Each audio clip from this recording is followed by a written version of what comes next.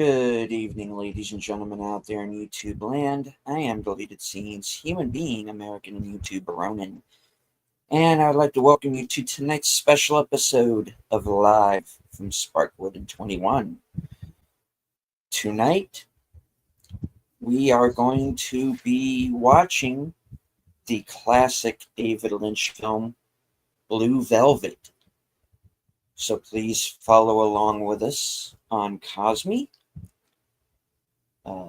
The link will be at the top of the chat here on my channel anyway, very shortly.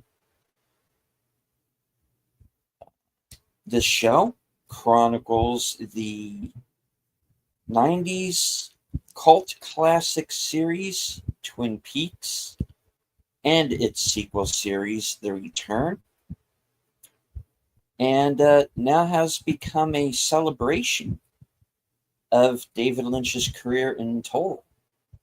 We have covered Eraserhead, The Elephant Man, Wild at Heart, Industrial Symphony No. 1, and tonight, as I said, Blue Velvet.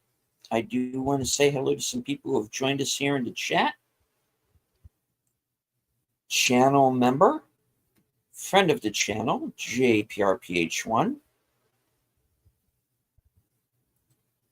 FKC 2005, sometimes known as Tim, dropping a $1.45 super chat. The voice of Northern Oklahoma, the tired midnight blogger himself, Curtis Selby.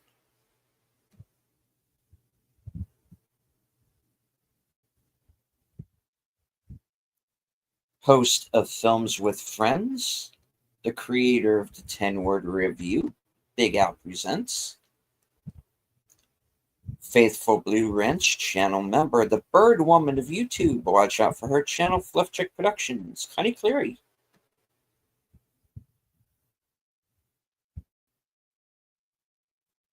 Friend of the channel, Lizzie Armstrong.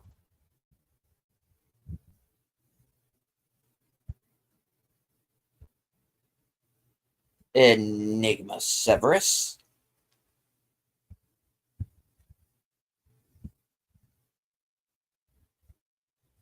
All right. I do want to bring out my esteemed panel of super fans. Last call, Troy Pacelli. Hello, hello. How are you doing? I look a little Muad'Dib today. Yes, you do. Natters Network. Good evening. And the Cosme link for your channel, Deleted, is in your chat. You just need to pin it. Yep. All right.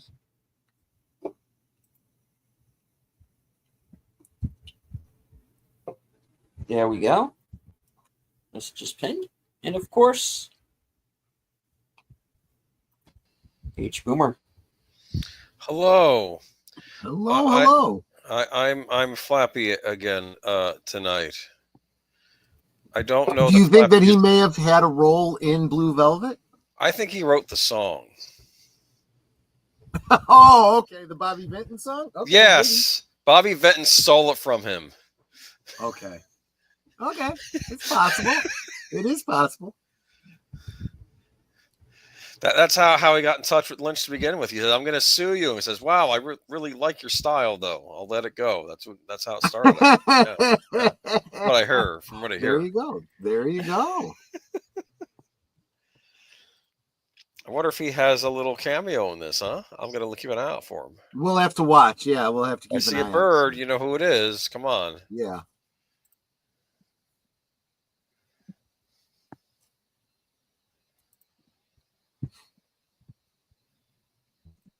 All right.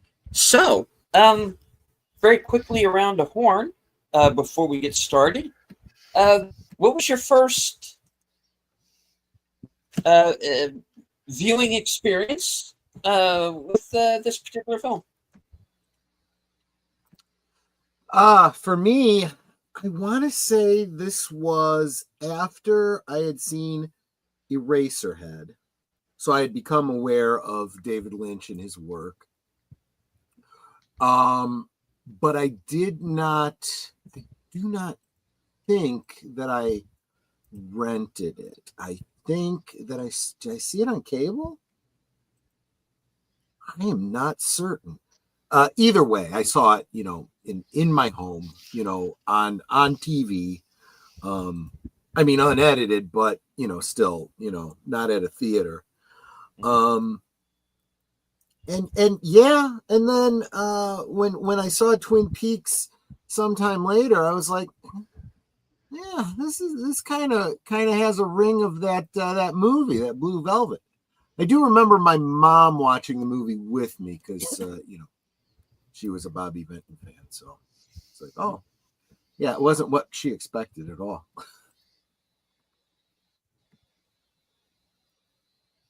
Well, I've been listening to Bobby Vinton since I was a kid. Yep. So Yeah, exactly. As far as the movie is concerned, though, I'm not sure if I ever saw it. I guess I'll find out. Oh, okay. Okay. Boomer, your first. Mm-hmm. Oh, Your a long first time time with the ago. film. Long time ago, VHS. I think it was after I had started watching the Twin Peaks, though I knew of this movie beforehand because this movie got a reputation around it. I think the critics lambasted it, didn't they, as when it came out? At the time, yes, very much Yes. so. I remember Dennis Hopper left an impression on me in this movie. Oh yes. No, I mean, it's funny. Troy would poo-poo me. I do own a copy, but it's a digital copy I got on Vudu. Well, just as long as you realize you don't actually own it. Well, just as long as I realize that I don't get chapter stops on the Blu-ray anyway. Yeah, that's true. Is that true on all David Lynch films? It may be. I think so. The ones he super oversees, yes. But, because I know that was also the case on Mulholland Drive. Yeah, which I do own a physical copy of that. But anyway. Yeah. But no, I mean it's an interesting one. Would you consider this a romantic movie? It's definitely got some romantic elements, yeah. It does, yeah. Yes.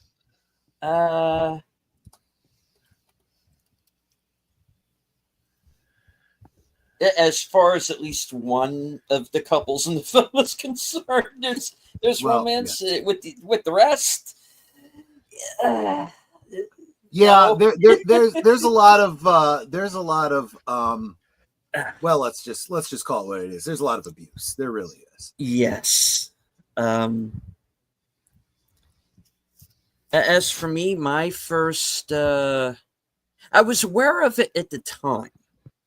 Mm-hmm. That's when it's when Blue Velvet was where I actually put a name to a face when it came to David Lynch, so to speak. I was aware of this film, didn't see it right. It wasn't allowed to because I was still too young at the time to see it, but I did see it kind of years later on cable, and that was probably really either late 80s or early 90s before I actually finally had a chance to sit down and watch this movie from beginning to end. So that's when I was able to make the connection of, oh, David Lynch directed The Elephant Man. Because when I saw The Elephant Man, I really didn't make the connection. I didn't pay attention at that time to who wrote and directed films. So, of course, I had known Dune, and I finally put it together. Oh, okay. Eraserhead, Elephant Man, Dune, Blue Velvet, same guy. So, yeah, this is I'm going to forewarn people. what we have shown you has been fun and games. But this is a movie that has some very dark elements to it, and I wanted to do this movie because at some point, because I really do think this is like the test balloon for Twin Peaks. And while we were watching Twin Peaks, especially in the first 2 seasons, I occasionally refer to it as Blue Velvet, the series. Yeah, I can see that.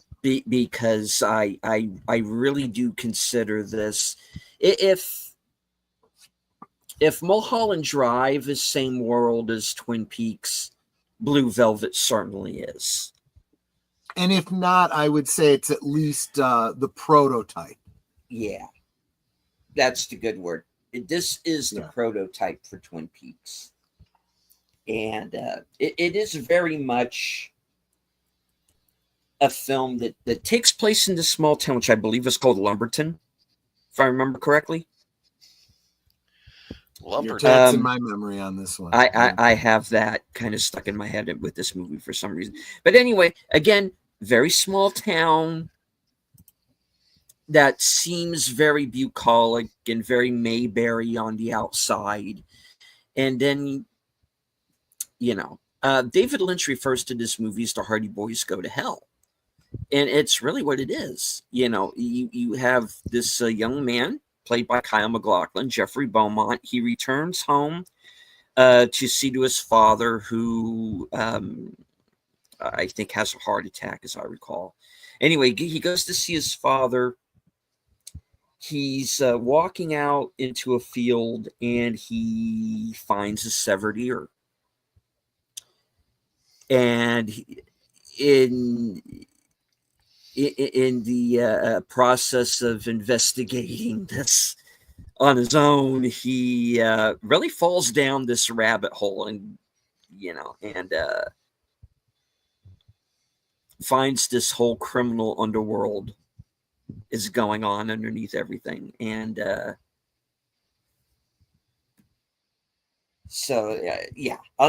just use that as the jumping off point, folks. All right, so the Cosme link is at the top of the chat. If I can start with that first comment you wanted to look at, Slasher Fred said the line, "Where's the effing bourbon?" would later be used on Last Call. No, I'm sorry, the third Elm Street movie, and of course the film's composer to the music for this movie. Oh, I know. Okay. Let's see.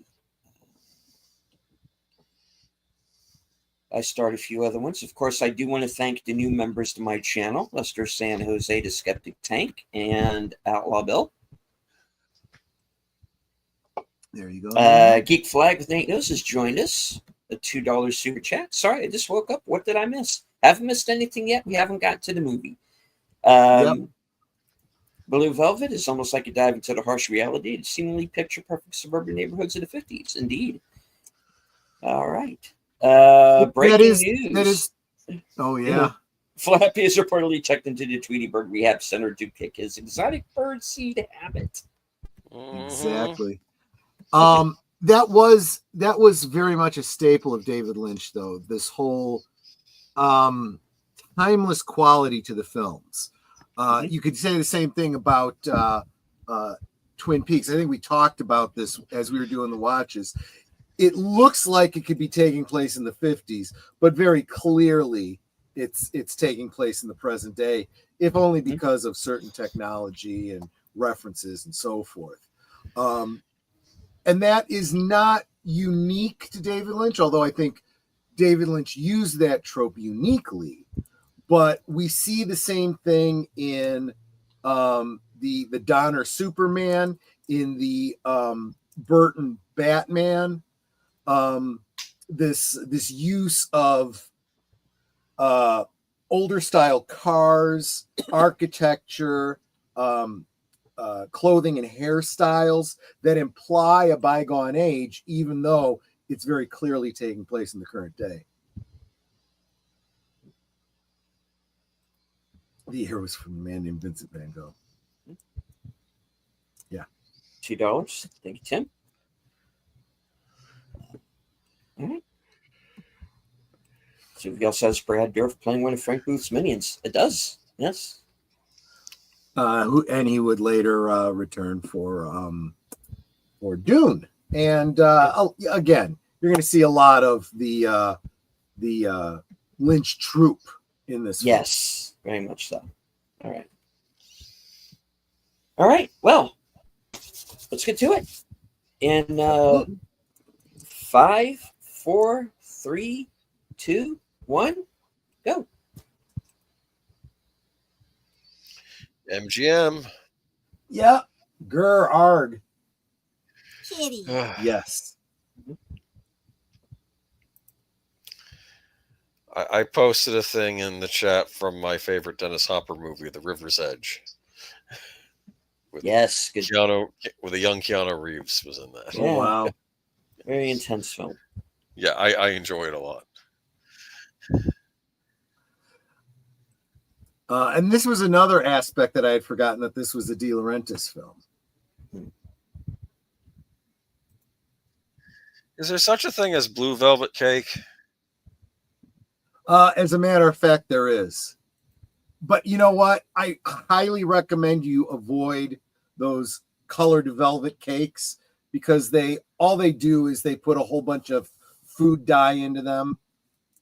So much so you can almost taste it. They always struck me as off-putting, if I'm honest. I never. And yes, Slasher Fred did say, "Rest in peace, Priscilla Pointer." Absolutely right. Tim said it's been a long week already. Yeah. Tell me about it. The feeling.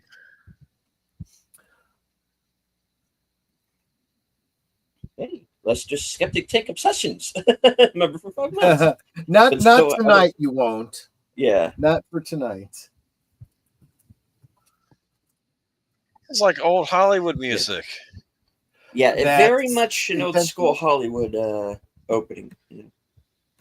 Oh, I noticed that that composer. Mm-hmm. I like how on the nose that opening, the curtain hanging there literally is blue velvet. There's the song I know. Yep.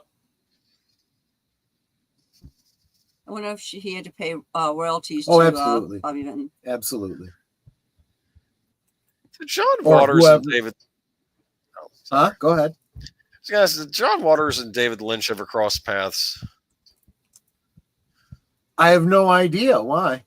I'm just curious, because he seemed to have that kind of stuck in the 50s sensibility too, in some ways. Oh, like, sure. Yeah. And it probably wasn't Bobby Vinton. It was probably whatever record company owns the song. Crossing guard, very important.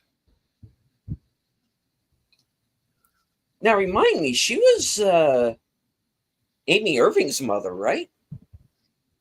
Oh, you might be right. I don't recall.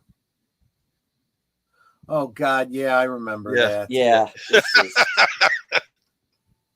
So annoying. Yeah, and the fittings were never right. Ugh. Did he just hit himself with the hose? I think he's having a heart attack. Because he grabbed his neck. Yeah, the neck thing doesn't help either. Okay. Right.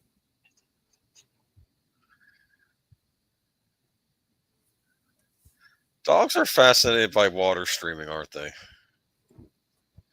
Yeah. As much as a cat is by a laser pointer. Mm. And of course, this is your first inkling that all is not well Right. in this little town. Well, I mean, the fact that the guy just had a heart attack kind of was my first indication, but this indication that there's something else beyond that going on. Ew, bugs. Ew. Welcome to Twin Peaks. Lumberton. Logs, logs, logs. What rolls downstairs in loner in pairs rolls over your neighbor's dog. It fits on your back and is great for a snack. It's log, log, log. Uh-huh. It would have been funny if like the Lumberton football team had been a rival of the Twin Peaks football team, right? Oh yeah, right. That's something he could have totally done too.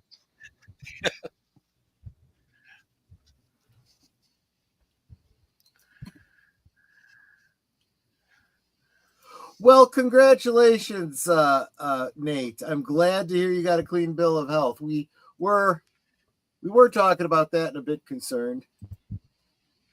One thing I will say about this character, though, is he's got a very different style sense from Dale Cooper.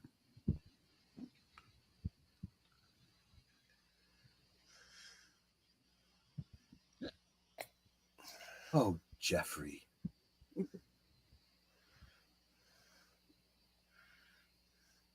A little worse for wear. Yeah. I said he's kind of in traction, so that tells me he hurt his neck. Yeah.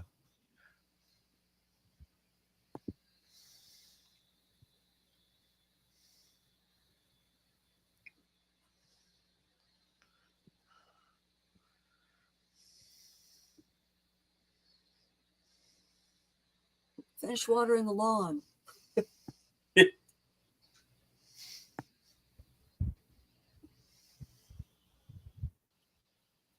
Yeah.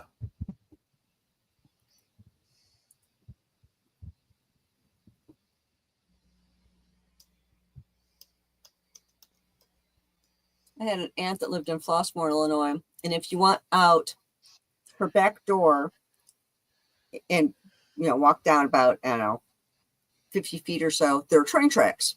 Mm-hmm. But there was a spot next to train tracks where you can walk along the whole back of everyone's houses to get to a main road, is like maybe a mile or so, which would then lead to town. And that's what it looked like. All that. There's an ear. Yes. So he's throwing the stone, presumably trying to hit the bottle.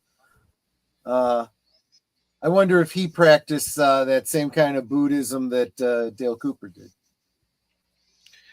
Do you think people walked out as soon as they saw the ear? Probably not. I mean, this was 86. We were pretty used to some pretty gnarly stuff in movies. I heard people did not like that ear. Was that his dad's ear? No. Oh, that's somebody else's. No, it was somebody else's, and he's got no idea what it's all so about. Now he's playing, Agent Cooper.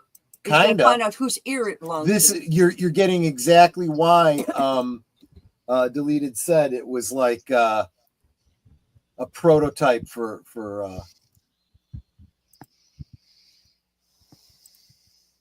Twin Peaks.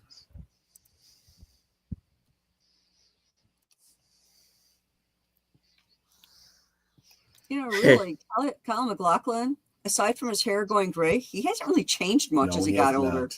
No.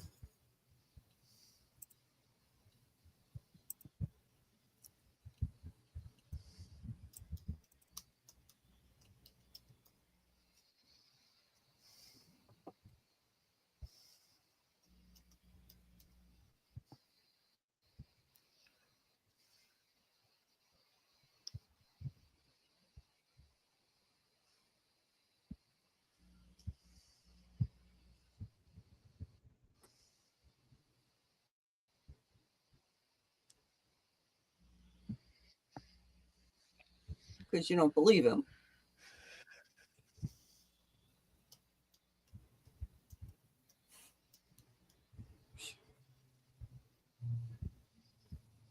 Well, there's not much we can make out of it. It's pretty deteriorated. But we can mount it on a piece of wood for you.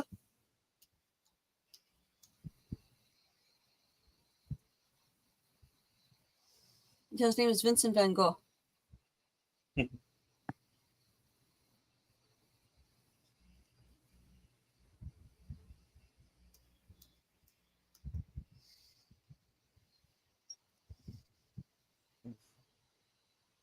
Considering how hairy it is, I'm going to say it was a guy's ear. Because guys have hairy ears sometimes. I've never seen a woman with a hairy ear.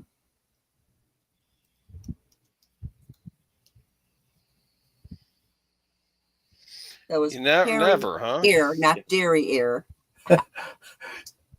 Tim says, Twin Peaks, the early years. In this case, Twin Peaks, the early ears. Yes.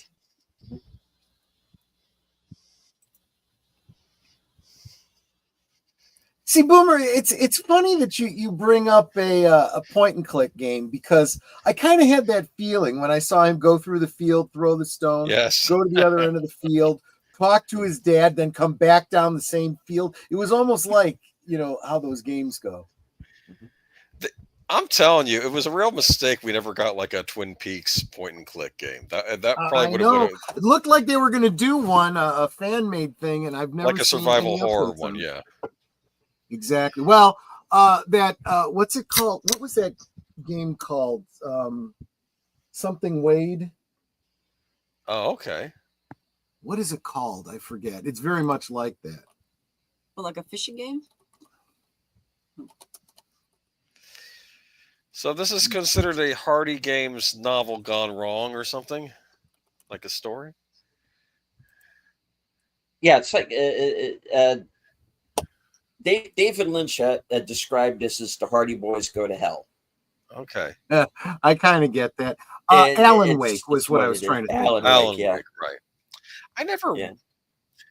I never read any Hardy Boys books. I read some Three Investigators books, but not Hardy Boys. And Johnny Dixon Mysteries, I read some of those because that was Jonathan Bellers.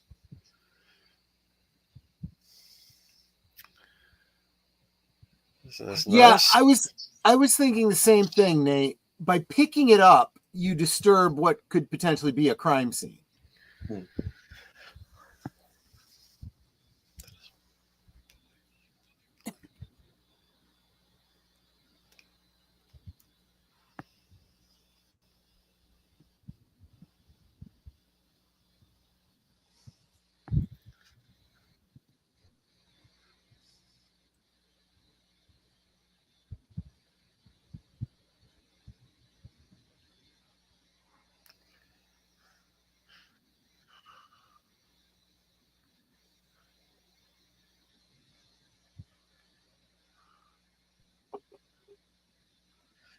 Now, how old is he supposed to be in this? Jeffrey. I'm guessing high school age, right?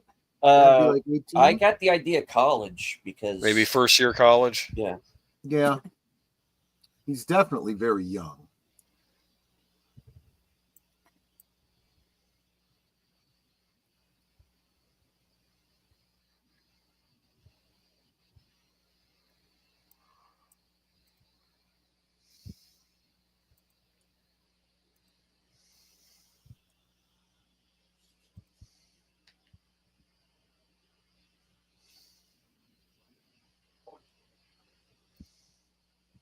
Can't talk about that man's police business.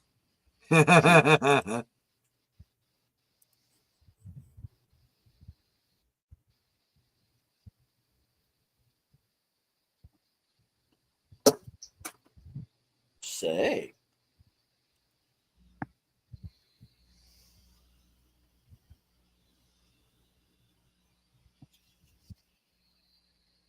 Oh, yeah, he did say he was back from college. Good point, Nate.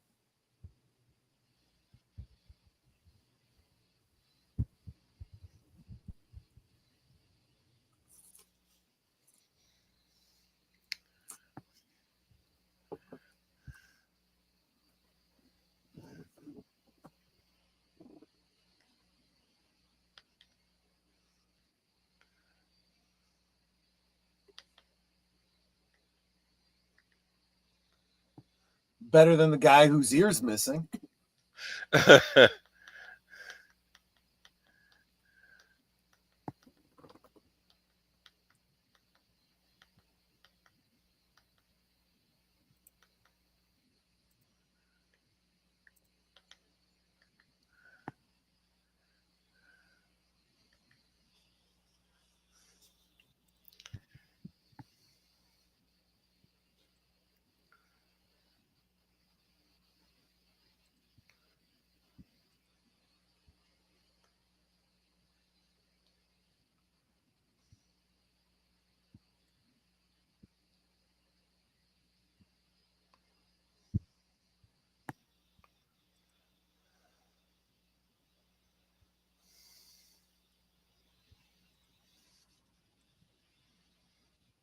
Mm-mm.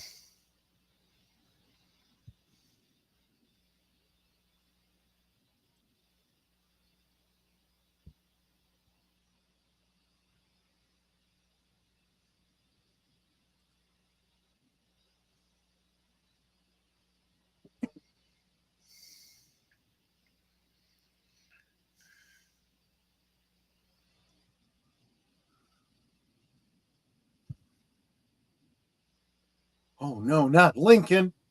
Was there anything more American than Lincoln, huh? Washington. Well, there you go. Apple pie?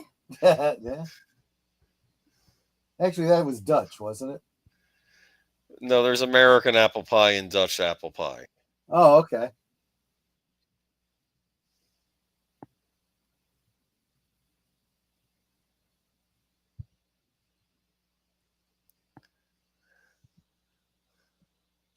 So what he's saying is he has no friends. Uh,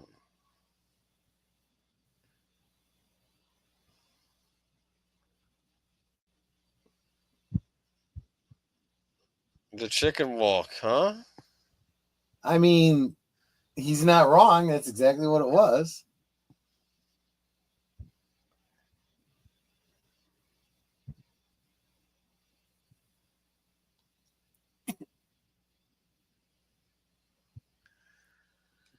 Beaumont's.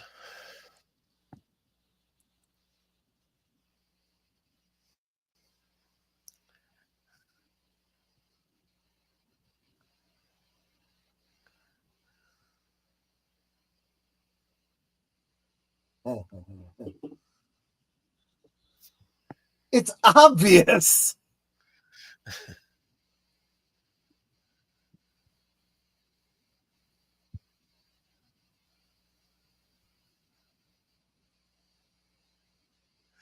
You working there now? Probably needs to if his dad's out of commission.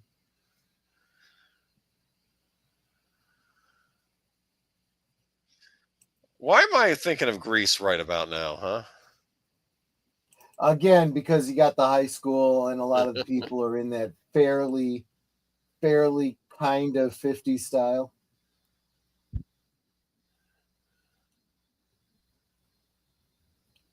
Is she He's being driving funny? up She an hears old bits and style. pieces and she hears things. Yeah. What was he driving? A Lincoln?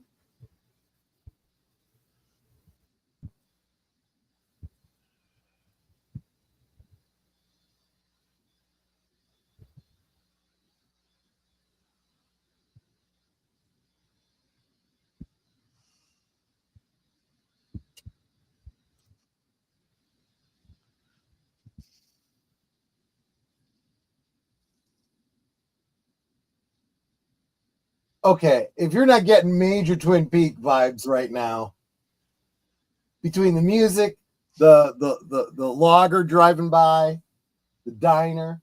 What is that he's eating? Is that a turkey sandwich?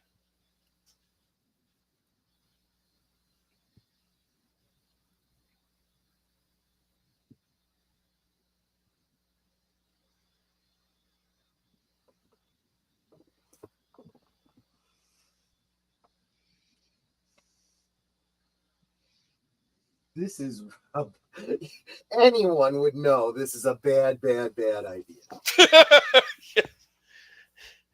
I mean, immediately she should be telling him, no, bad, no good. Where's your sense of adventure? There is adventure and there is dumb. Gandalf would tell him to sneak into the apartment. I'm just saying.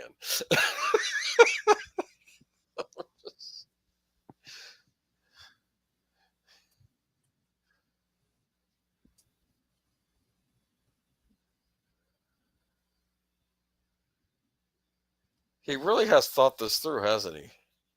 Yeah, a little too much.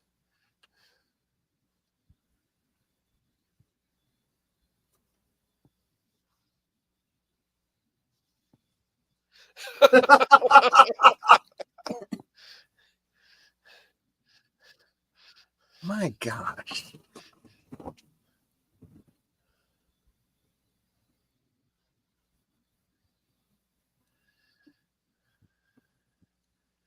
It's not weird at all. It's not dangerous at all. Does he have an earring? I think so. Well, to be fair, I think men during that time, I mean, this when it was made, some would wear an earring in one of the ears, I think, right? Yeah, oh yeah. Depending on the ear would, well, never mind. I'm just, Well, yeah. Yeah. one was an indicator of something, one was an indicator of something else. Yes, okay.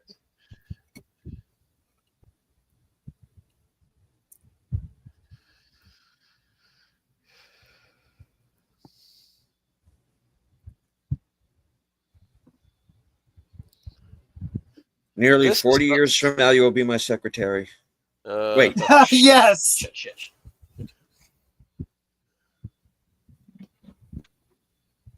And we'll be practicing tantric magic to travel between worlds. Why isn't he asking her to the sock hop and they could practice dancing instead? Huh? Oh. Because the story has to happen.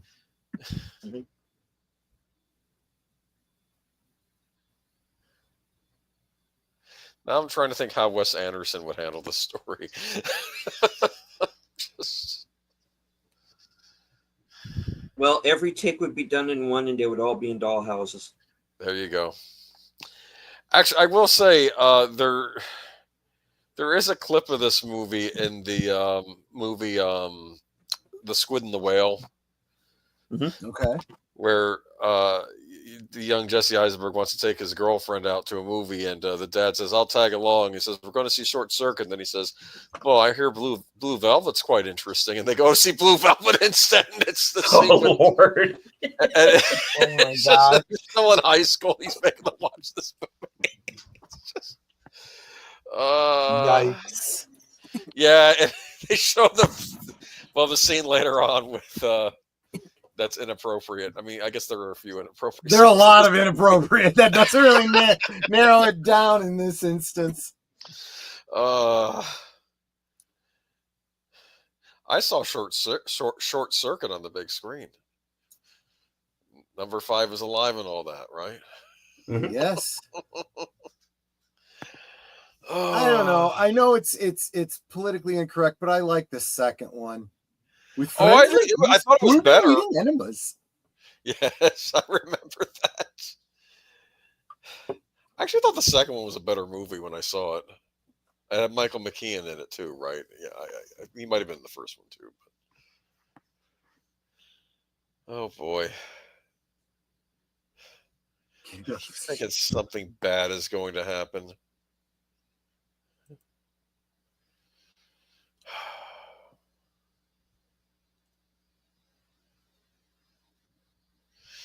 Is the number 710 of any significance? Possibly.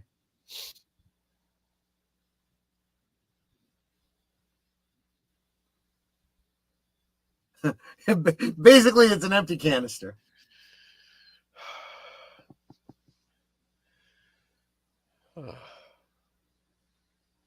I love that TV. Yeah. This could just as easily be a scene from the opening segment of Fallout. Right.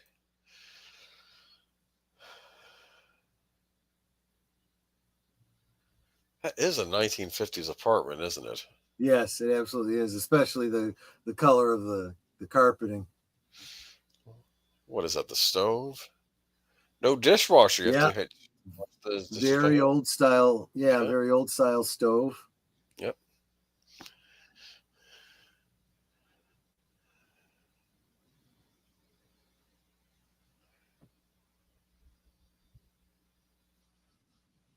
And remember that guy because we'll be seeing him again. Of course. There's generally no throwaway scenes. No.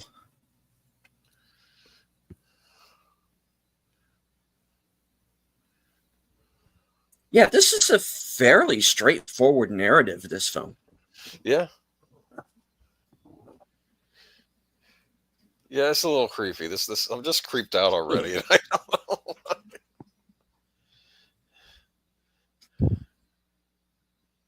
Isabella Rossellini, of course. Yes.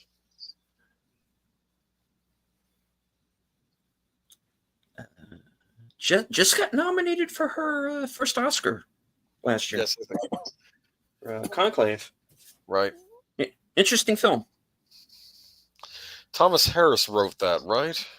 The other Robert Harris. Oh, okay. I'm thinking of somebody else. Okay, never mind. Yeah. Kept thinking it was the Silence of the Lambs guy. No.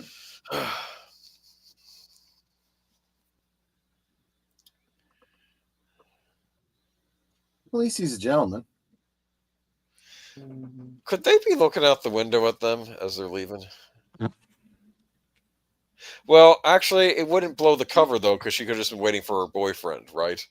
Who was bugging the place. Yeah, exactly.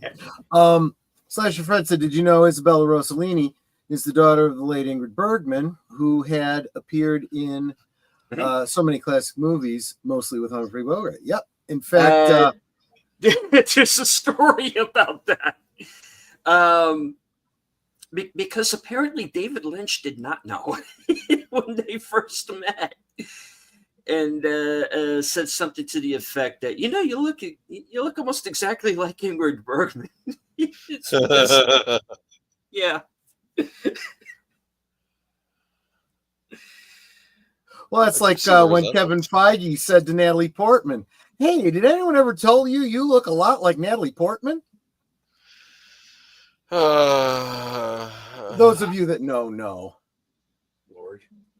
Feige. That man is lost without a map.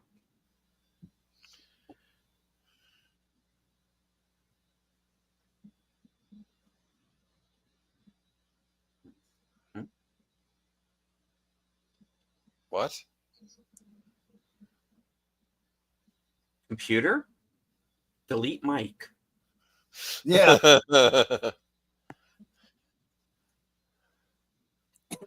Mike's going out with Bobby tonight anyway. Basically, yeah.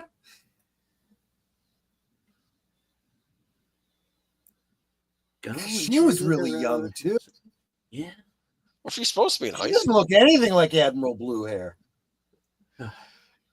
No, in real life, when I saw her on the red carpet, she looked nothing like Admiral Purple, whatever her hair was. Yeah, no, I know. Yeah, they uglied everybody up for that movie. They uglied up Oscar Isaac. Well, everyone except for Ray Palpatine. Yeah, everyone else was just did not look good in that movie. It's like reverse makeup was done on them. It was weird. It's just because I saw her on the red carpet for Last Jedi. She looked great. Laura Dern looked great. So is that Rolling Rock? Might have been. Hold on. I just think that's interesting. Underrated 80s thriller called Black Widow had nothing to do with superheroes. Yeah. It's actually not a bad movie. Yeah, he's not in it very long, but yeah. Oh, Bud used to be the king of beers, now it's the queen.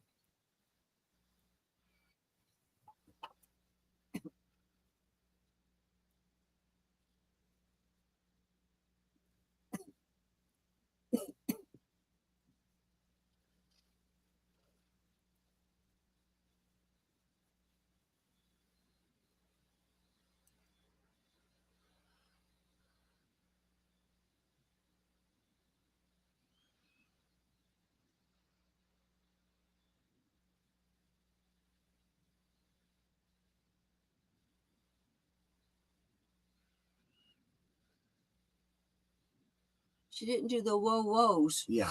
It's not the same without the whoa woes.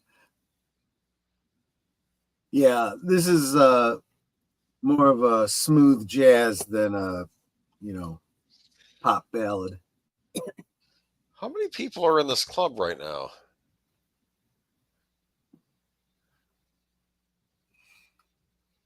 Well, at this moment, you should only be aware of yourself and the person on stage.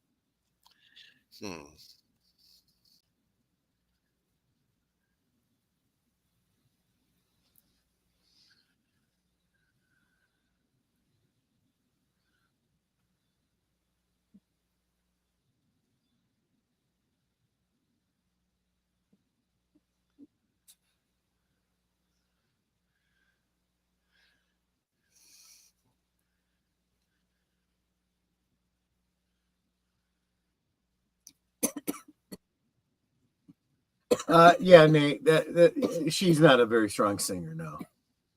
Oh, it was Heineken? Okay, I'll take your word on that. Oh. I mean, Nate would know. He works for a distributor. But we are still beating the snot out of anyone who orders a Zima, right? Where Yes. are we on that? Okay. I like to use Zimas for mixers. What about Smirnoff? You like Smirnoff? Oh, sure. Yeah. Back in the day, my friends used to call them Smurfs. Smurf. You got a Smurf? Yes. That's basis. Yeah, Yakov Smirnoff. That was an Never had upscale. it. Oh, Yakov They do make Smirnoff? Zima in Japan, Yeah. Nate. Or at least they did until very recently. I don't know if they still do. I'll say this: he does not seem like Agent Cooper at all. At least not looks wise. He's very different in this. Yes.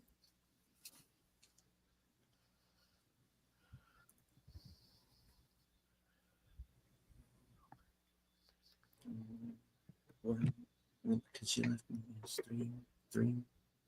Sorry. Violent Femmes? I panicked. Okay. See, I would have answered that differently. I don't know if you're a detective or a pervert. I would have said, well, the two aren't mutually exclusive. Oh, that will be very much the question before this is over. Yes, you're absolutely right.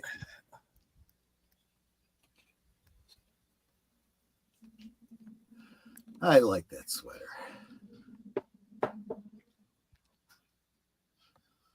Zima was popular because of its taste. It got popular because it glowed in black light. I did not know that.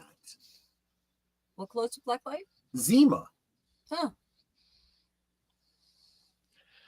I would not be going up there after dark.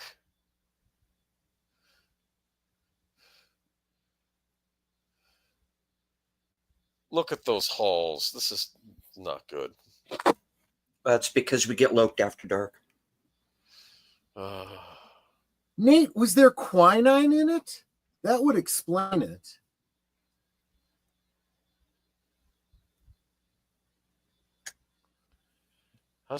What's he doing? He's trying to sneak in. Where did he get the keys from? He stole the key when he was spraying. Oh, that was what he took from under the sink. Right. Okay, all right. He's breaking in and entering. Well, technically, No, he's not really breaking. Yeah, he unlocked the door. Nothing was broken. But he is legally trespassing. yes. Sure. Yes. Yeah.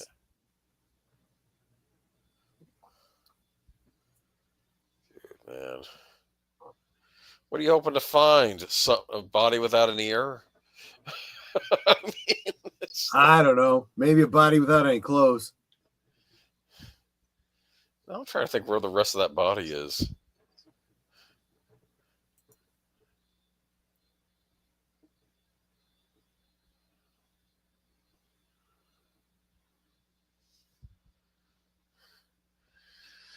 Oh, quick. Better ring him up on the cell phone. Oh, wait. Because, only Gordon Gekko had a cell phone at this time, right? Possibly. 86, yeah. What's he doing? He is unhydrating. Yeah. He wasn't unhydrating into a plant, was he? Well, Oh, it does look like that, doesn't it? Gee, okay, yeah, because I'm like, don't do that. He doesn't hear it because he flushed.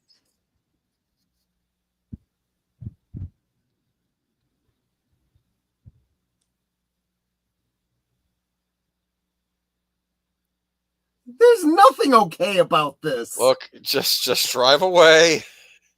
You still got Mike. I'm sorry. Yeah, exactly. Just go back to Mike. Trust me, you'll be better off. I have a statement from Mike. Um, Hmm. I cannot be in this part of the film. Nothing has been written for me.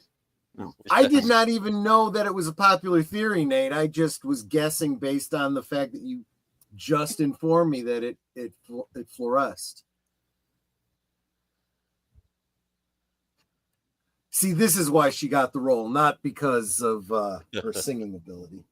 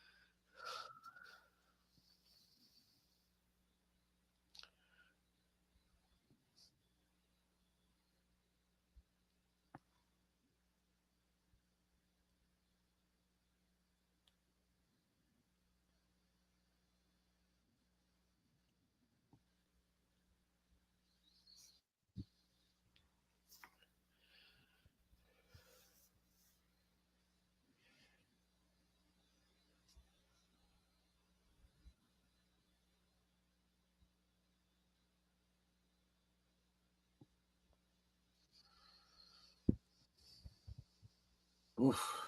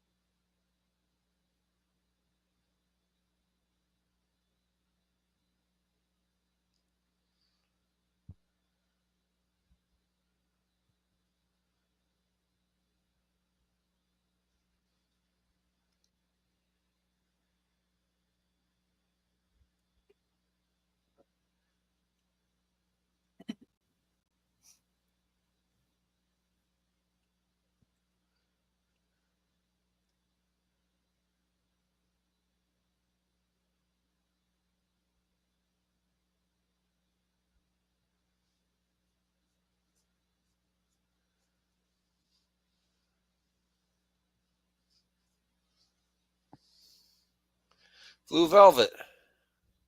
Yes, as a matter of fact. This,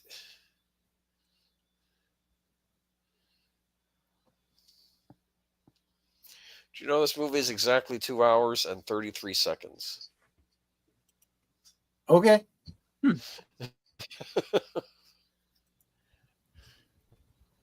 She knows something's up. Yep.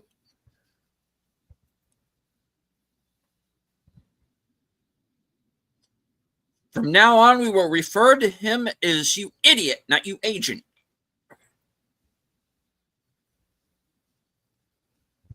Do it.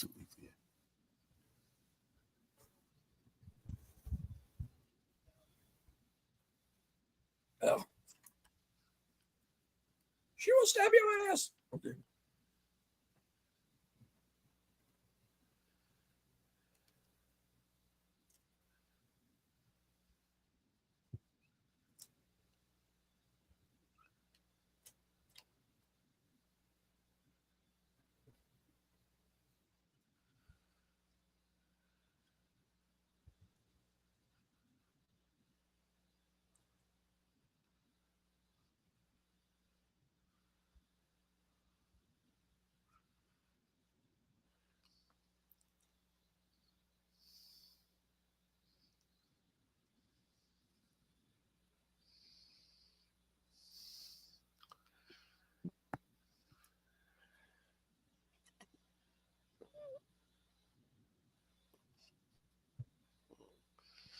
Uh-oh.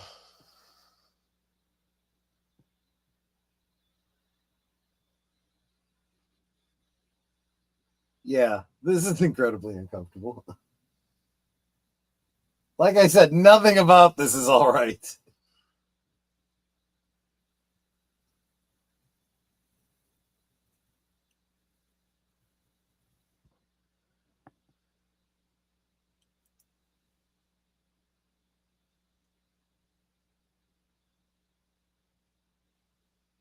Yeah, not so much with that knife out. He already got nicked once. Yeah, right?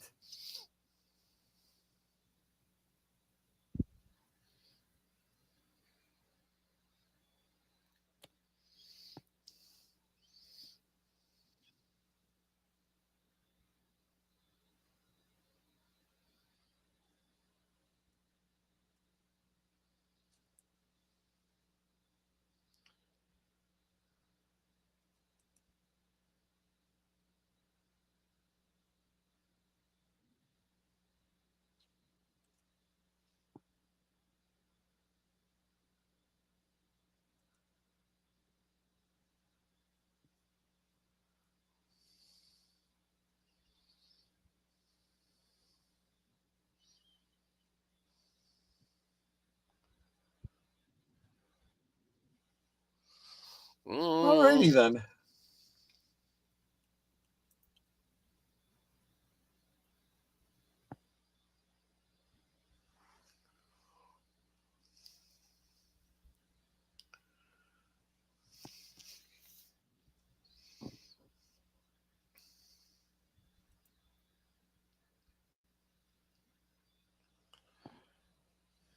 I hope you don't expect me to perform with this knife. I know, right? Talk about under pressure. Oh, you're absolutely right, Nate. No doubt about that.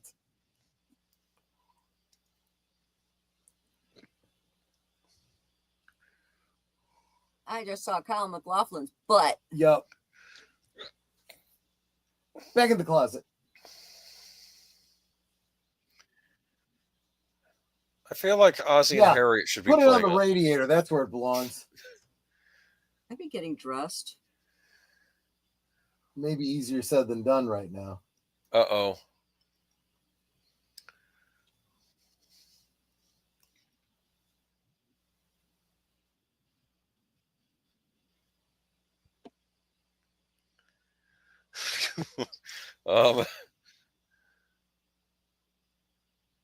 Now I want a bourbon.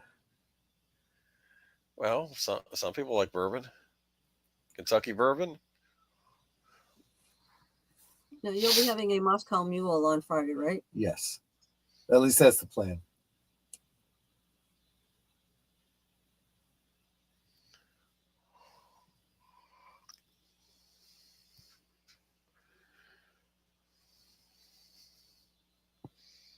So here's my take on all this. We're seeing some insight into the abusive situation she's in, right? Where she's kind of forced to perform this way for this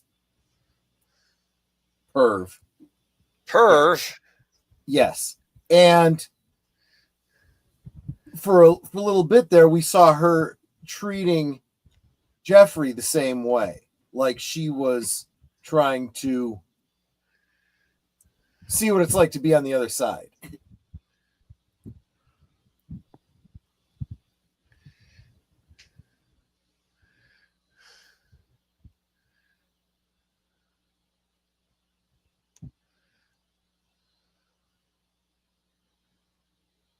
When did this movie turn into an R. Kelly video?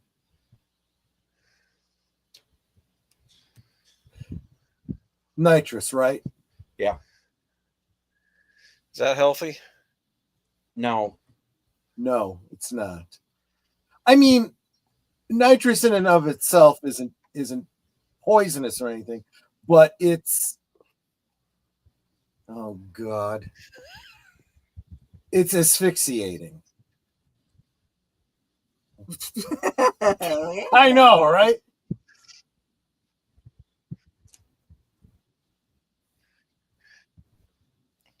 I bet there's some high-priced CEOs that do a similar thing, right? Yeah.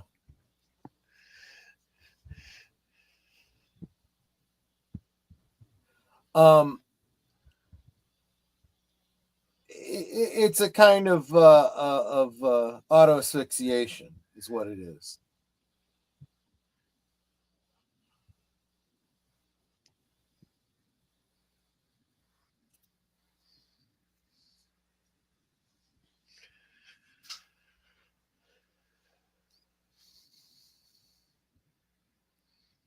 Um,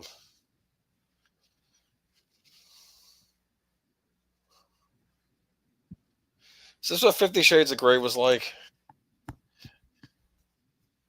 I don't think so. Okay. I hope not. Scissors. He's the ear cutter, right? Well, Yeah.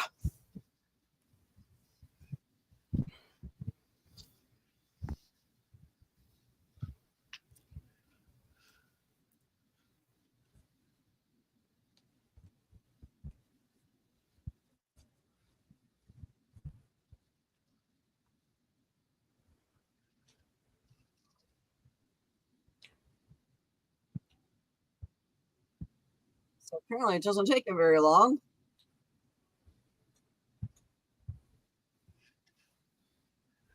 Well, it's not about what she wants, right? yeah. And what he wants is just some weird crap.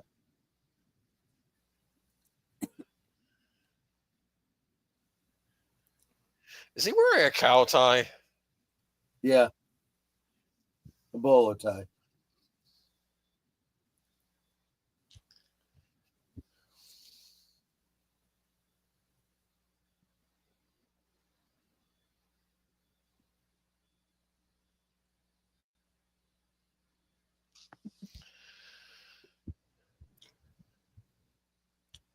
Bob would look at Frank and go, "Yeah, I got nothing."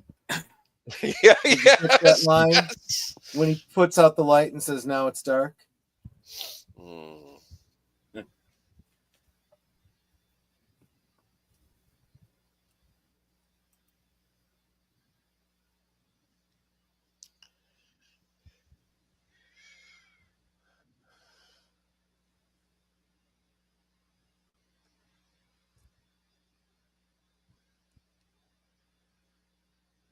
Yep. That guy is one big bag of crazy.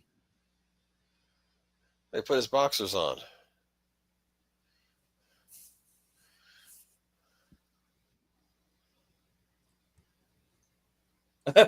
Yeah. Maybe it does, Curtis. Maybe it does. Yeah, I wouldn't be surprised. Yes.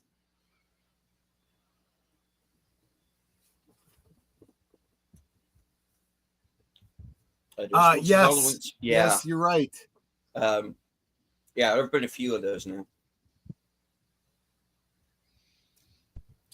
Used to be on Bravo, and Shudder did the last one.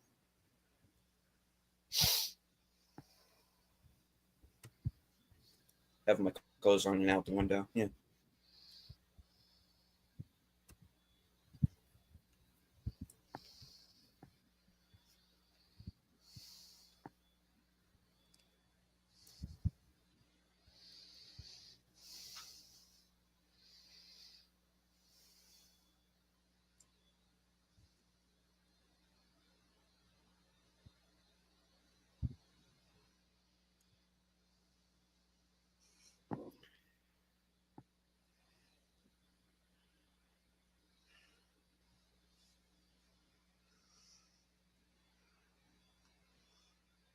I mean, I don't know. You're kind of confusing.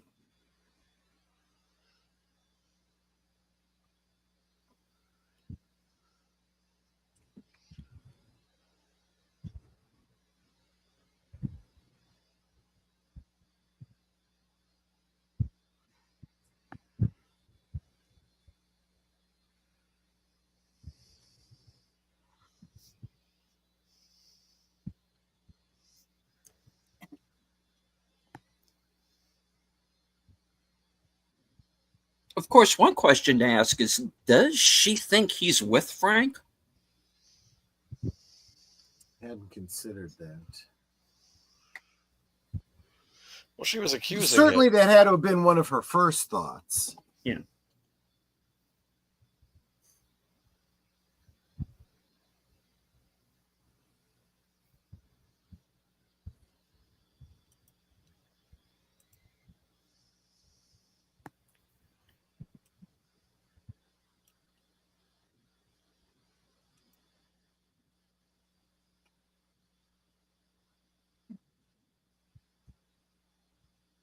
One more time.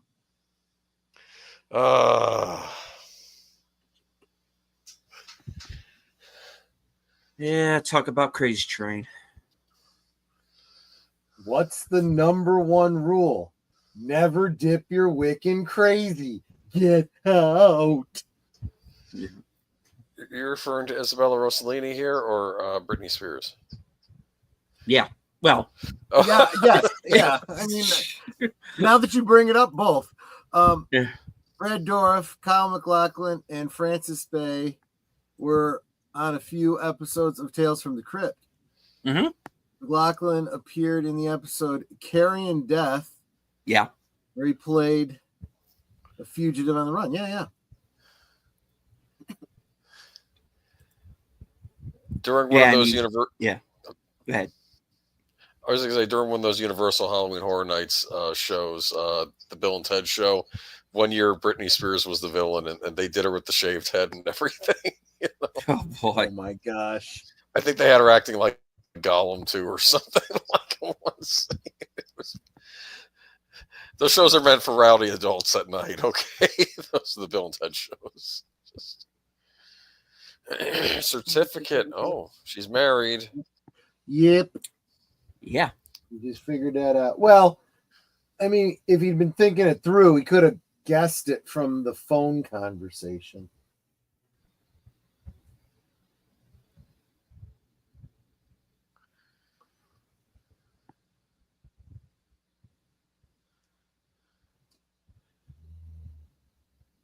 Now, the big question is Laura Dern still waiting for him?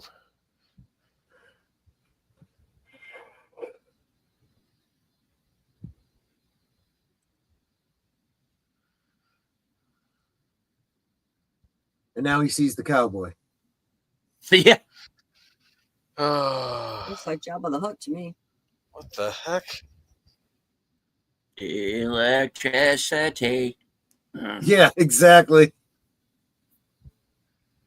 Will this experience mess him up a little? Is that what I'm getting? Wouldn't it mess you up a little bit? Maybe.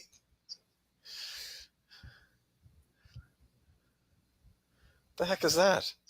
I don't know. Couldn't tell. That's an odd flag. Is that a colonial flag? Don't know. I'd have to see.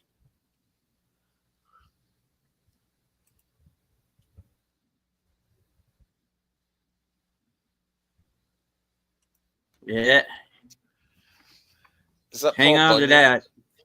that. Yeah. Hang I on feel to like the there's axe, another. I'm gonna need it. I feel like there's another movie with that guy with the axe, right? That we're missing. Yeah, right.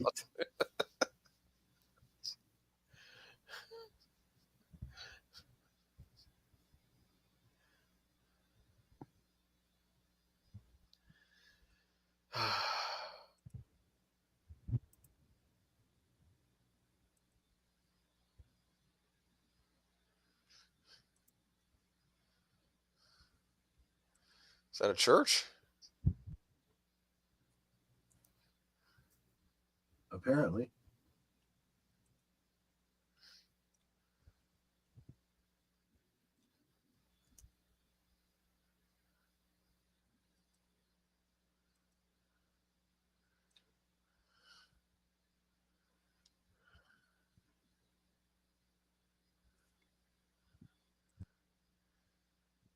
It's a nice dress she's wearing.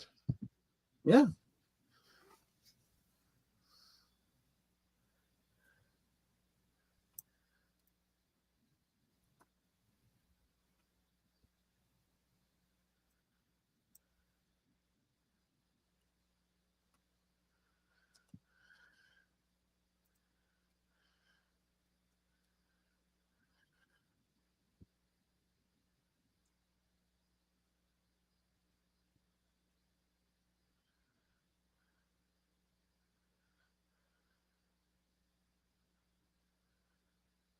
Very disturbed man. Yeah.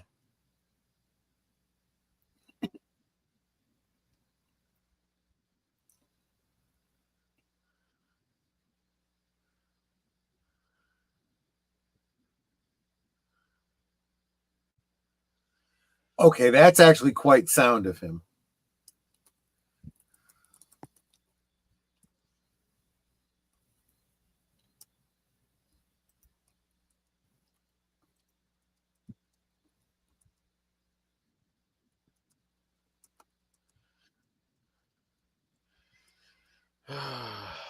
Can't have good without evil, light without dark.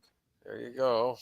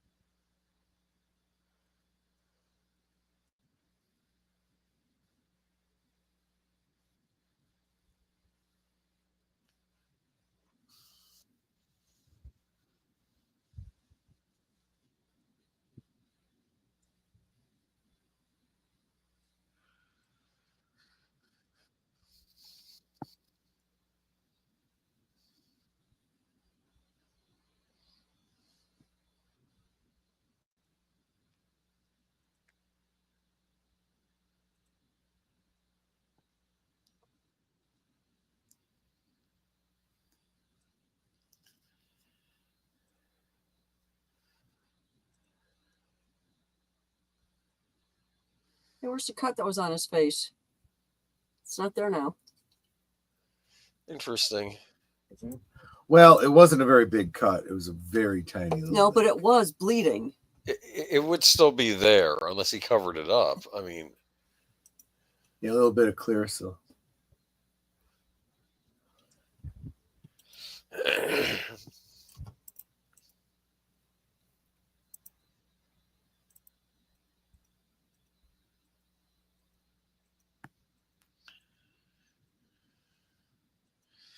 that what that's supposed to represent? They're like on hallowed ground talking about this stuff, maybe. like it's a safe place. This is not a safe place. Um, No.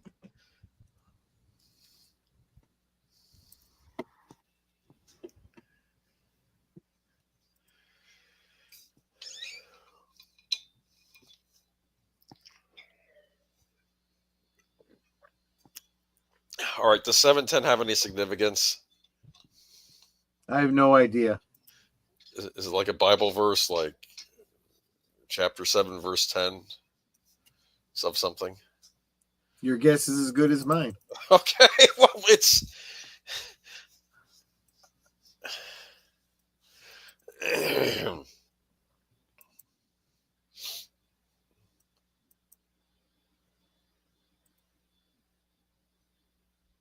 Yes, it is. Yes, it absolutely is. Somebody breaks into your house, peeps on you, and you like them. Yeah, Well, he's nicer than the other guy that subs by your place. not a very high bar.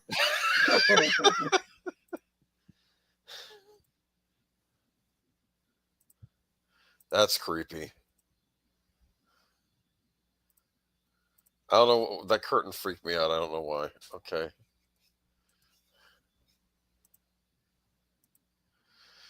Heineken in those blue, green bottles, right? I'm telling you, Heineken got some great product placement in this movie. This and Austin Powers too. Yeah.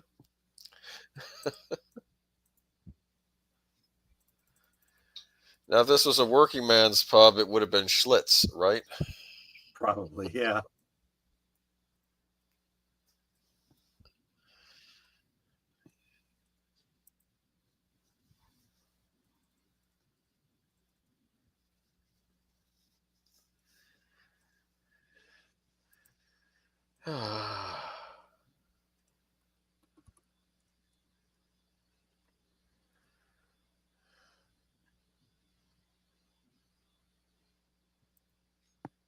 She's supposed to be French. Italian. Huh. Actually, I don't know what the character is supposed to be. I'm just saying that that's Isabella Rossellini's natural accent, and it's Italian. Oh.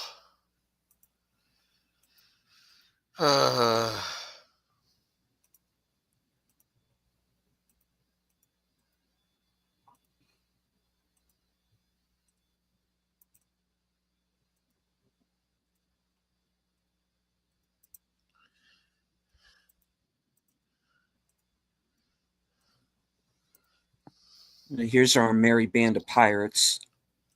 Yeah.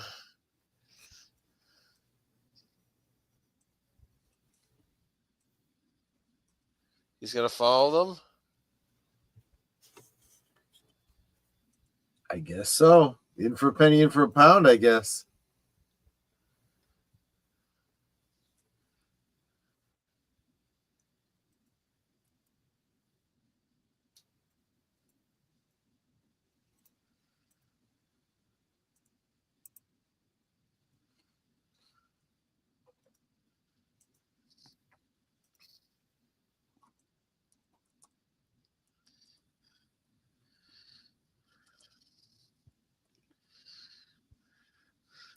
I like the lighting.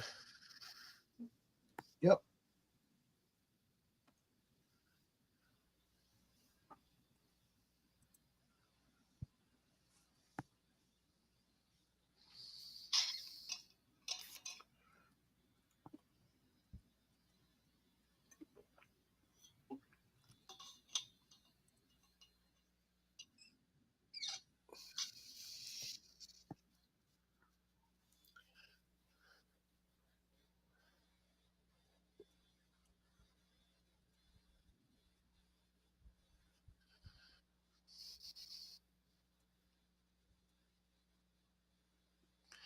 Oh no.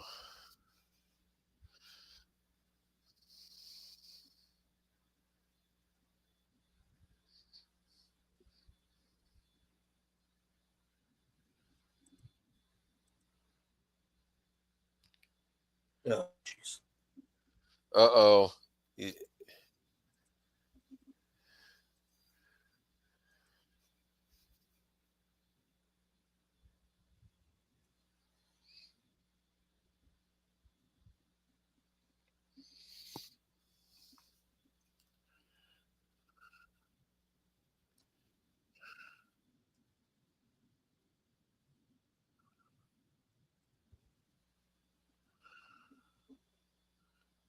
What is he eating? Oh, those are fries.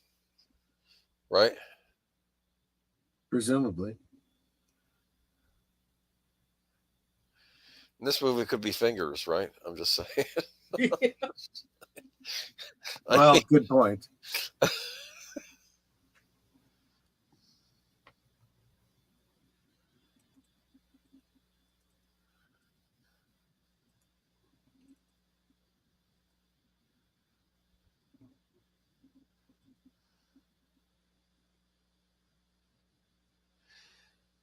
Is that a camera inside a donut box?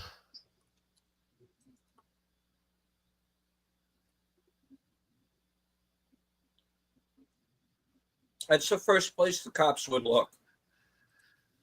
Yeah, that's true. That's true.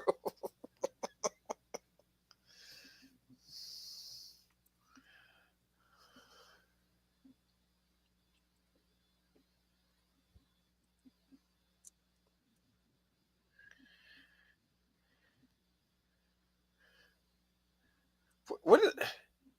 That's an impractical camera setup.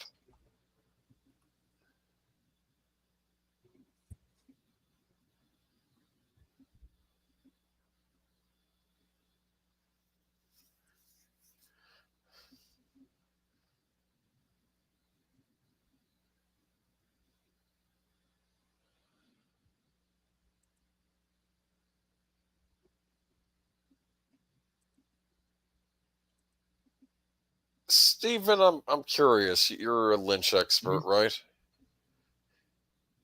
Up to a point, I suppose, yeah. I wonder if these characters were written to be younger than how we're seeing them on screen. Like maybe 14 or 15, like maybe 14 or 15. Well, Kyle McLaughlin's supposed to be in college. I Yes, understand that. But I think that I get what he's saying. Yeah. It is entirely possible that the characters are meant to be younger, but Okay. because they are putting them in a film that people are going to consume, they And don't want them because to be of underage. because of Yeah, situations they get involved in, because that whole exactly. thing with the camera, that's like something a teenager might do and think is clever, where if you're an adult, it's like, that doesn't make any sense. You But it know? would not be too cool if that 16-year-old boy was Yes. Isabella Rossellini in that Yes. scene as we saw it. Yes. And that's probably, might have been that, maybe that was a compromise, because that's what's throwing me off here.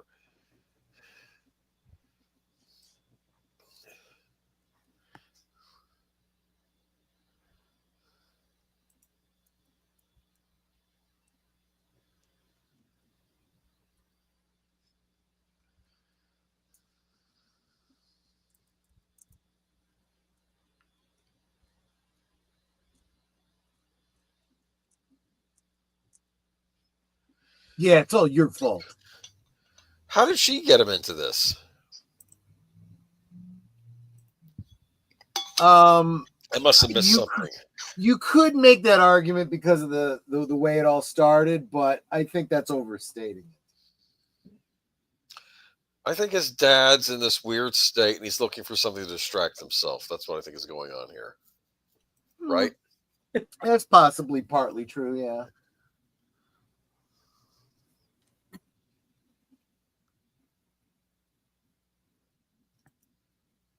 Yeah, he's kind of forgotten about his dad, hasn't he? Yeah.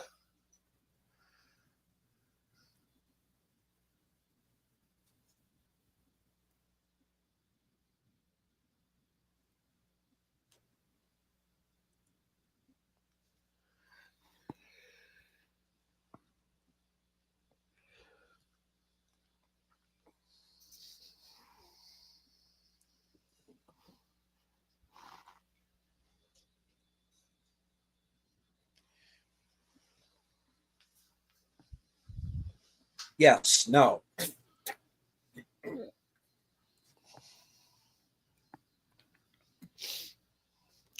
Those curtains, man.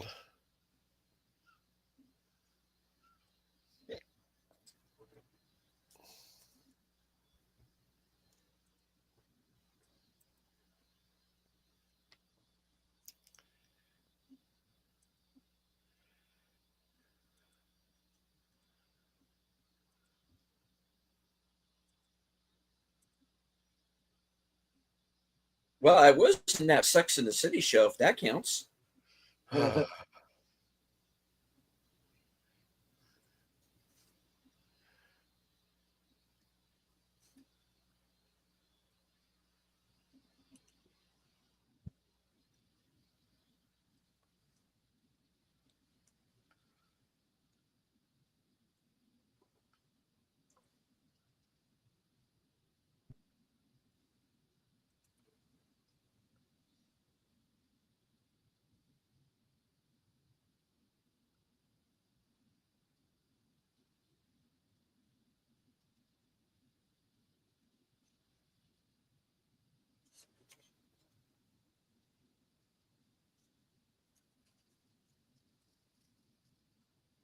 It gets to a point where you start to wonder who's more screwed up, her or Frank.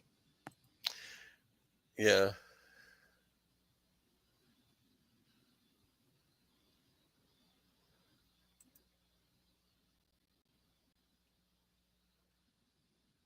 Is that from a birthday party?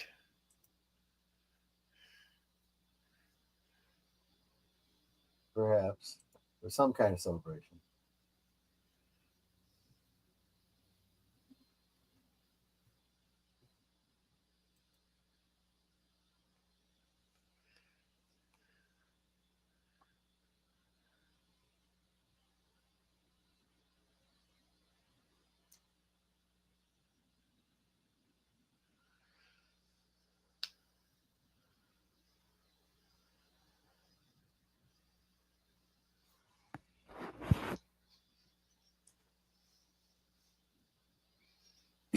you say so.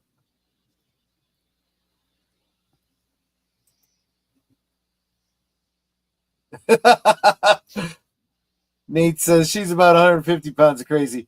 Frank's about 220. Yeah, that's the big difference.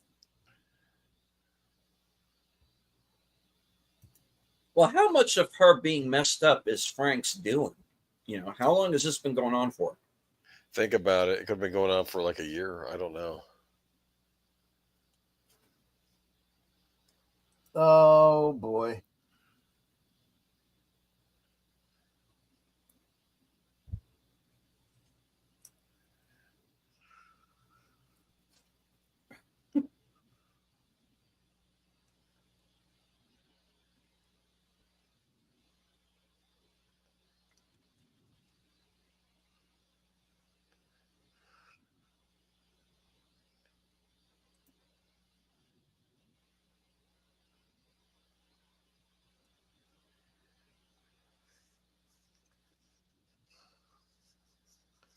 Okay.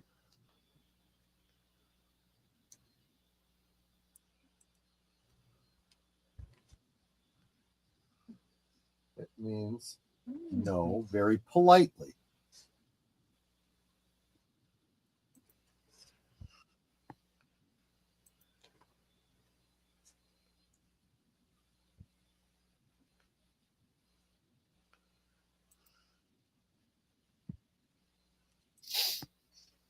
And did you see Jack Nance in the back there? You put a fish in the percolator? Yeah, probably.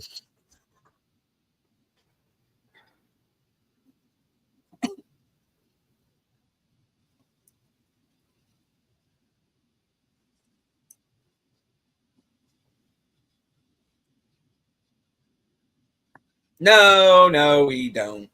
Who's Ben? You'll see.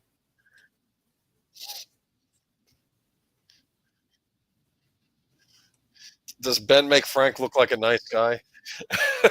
It's like,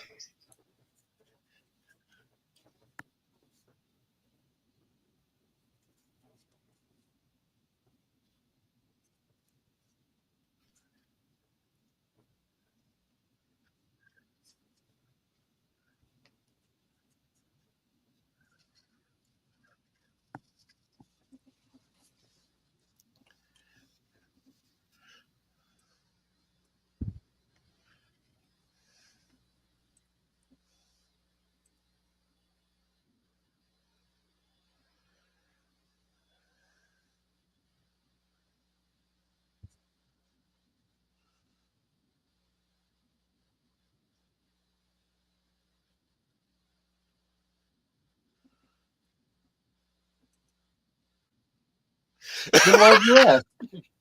Right?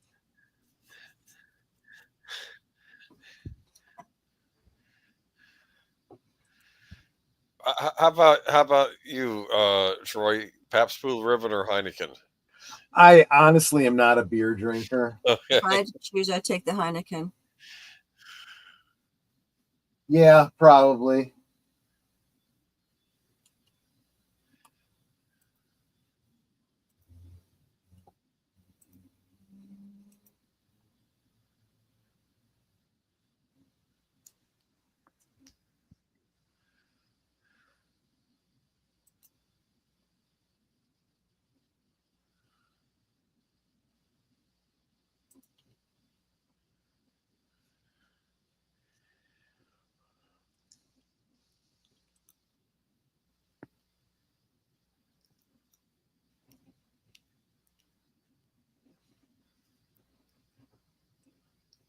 How's Ziggy?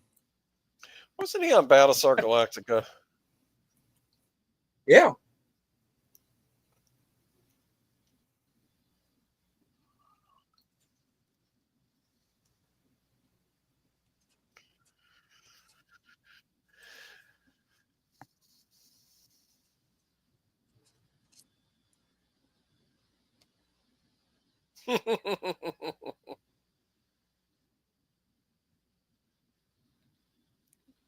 All right, then.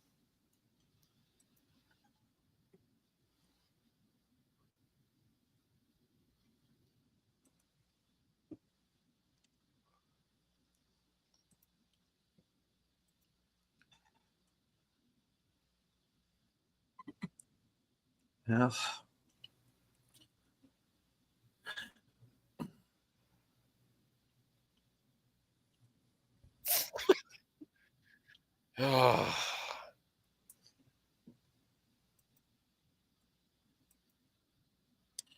all right. If everybody starts firing right now, what's the breakage? Well,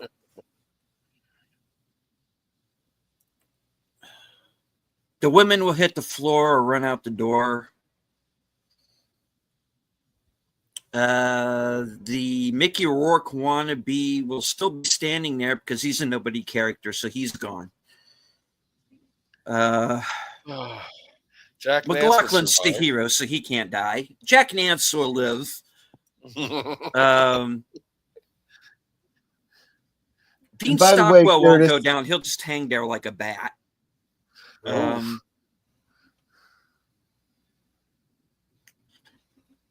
And Curtis, it's true. I used to be a Guinness drinker, not so much anymore.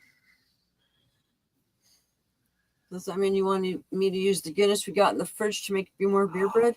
That would make a great bread. Yes. Okay.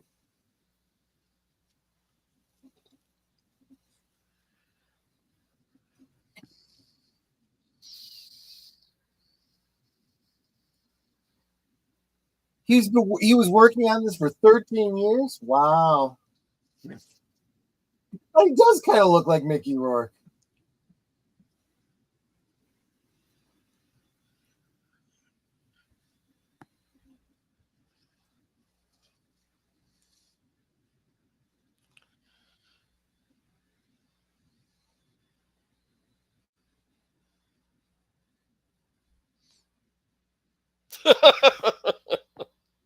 I like Brad Dourif. He's a good guy. Yeah, he actually is. I've heard some good things about him. People have met him. He's pretty base too, believe it or not. Yeah. In Hollywood, yeah. He's one of those old school liberals I talk about. You know, it's funny because I keep hearing from what's his name, Woody Harrelson, and he keeps describing himself as a lefty hippie.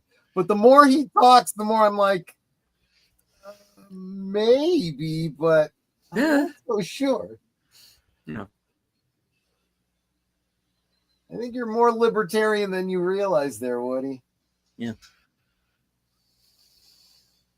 I've actually been on a couple of panels with Brad Dourif's son. That kid's a dead frickin' ringer for him. Yeah.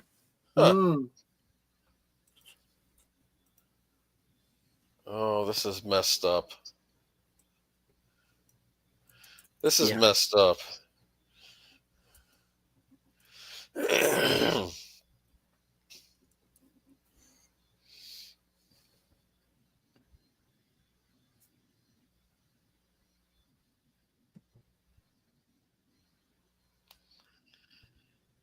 Those lights are hot.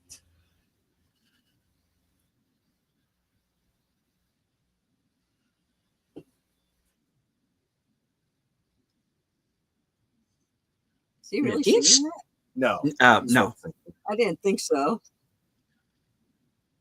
Why do I want to bet that cigarette holder is gold plated? Yeah, could be.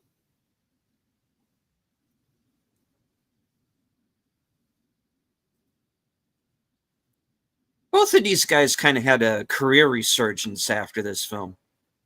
Yeah.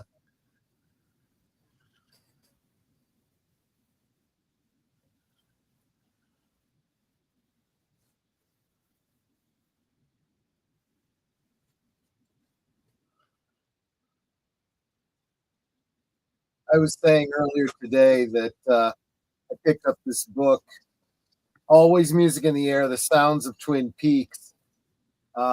It's a pretty dense book. It's going to take me a while to get through, but I think we are going to eventually have to talk about the music of Twin Peaks and David Lynch's use of music.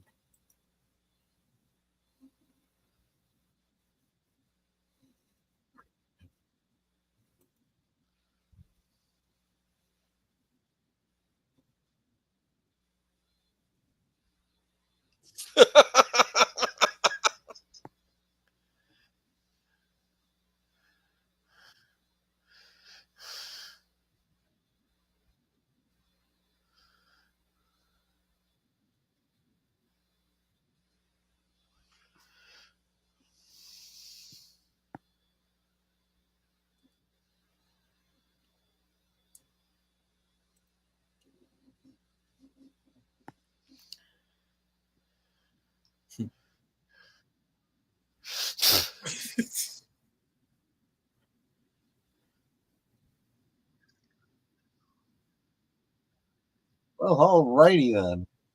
I don't know if you saw it, Ruby, who gave you a membership for Clifton D. Oh, thank you so much, Ruby Hoof. Super appreciate that.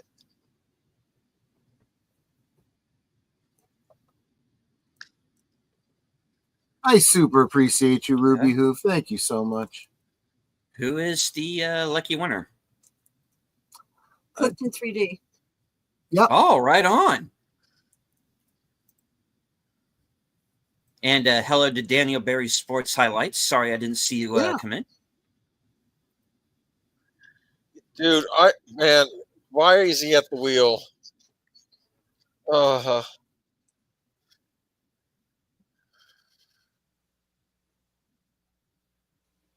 he knows where they're going.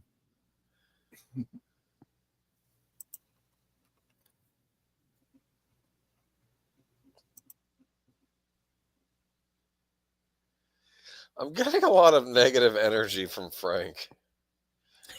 Yeah. Well, especially because the camera angle that they shoot him at in this has him looking right at you. Right. Yes. I'm just.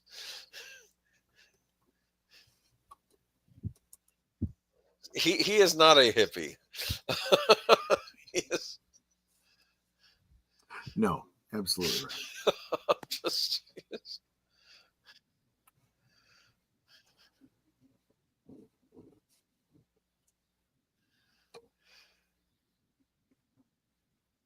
Oh my goodness.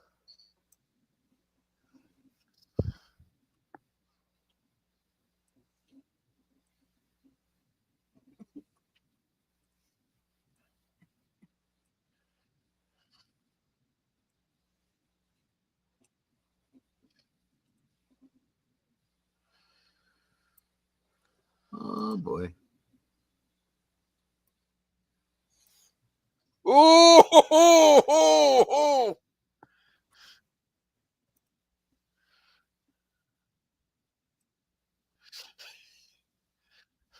Why do I think this movie and Roadhouse exist in the same universe? I'm just saying. I don't know. Good point. This...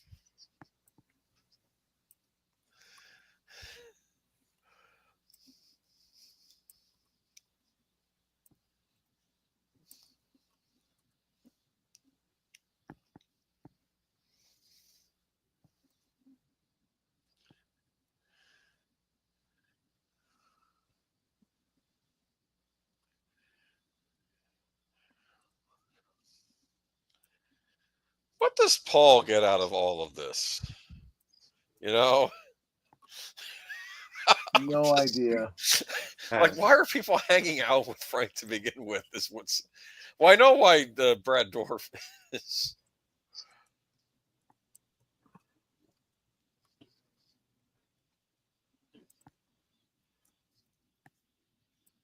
The voice of Chucky. Yeah, right. He was on Voyager too. He played a nut job on that. On that one episode of Voyager. Oh yeah, yeah.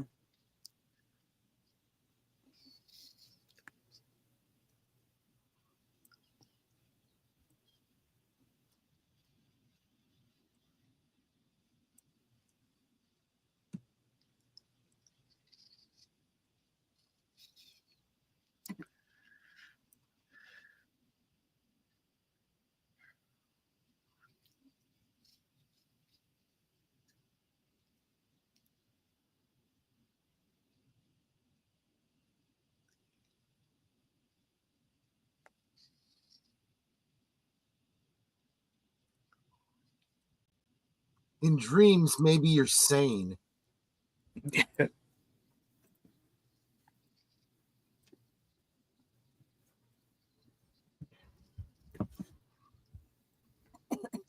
And the thing about this is he is so screwed up in the head.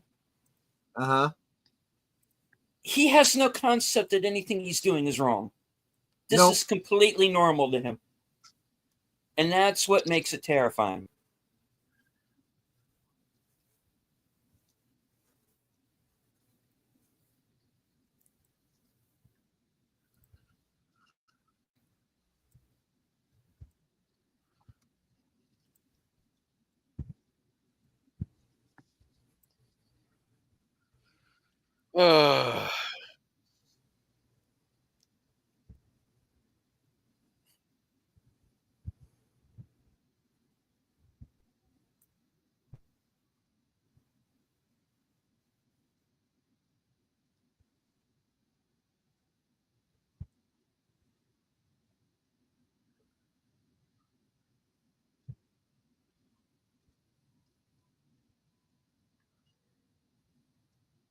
Yep. You dance. Just dance.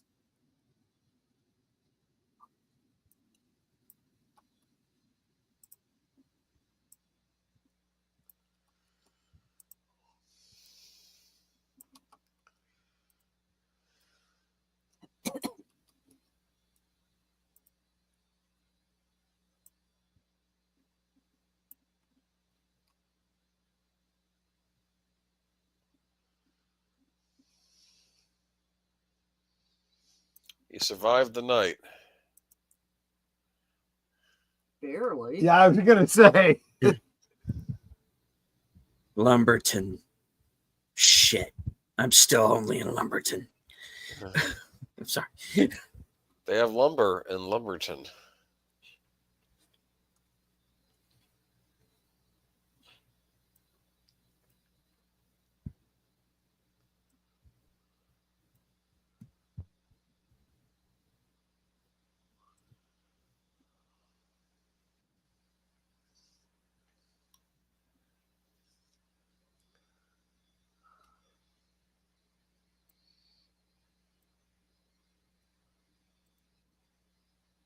Yeah, you got some stuff to answer for too here, Sparky. Yeah.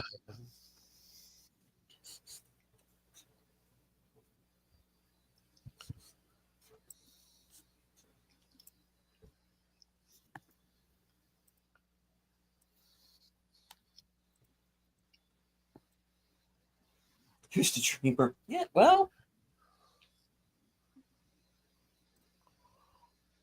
Stay tuned.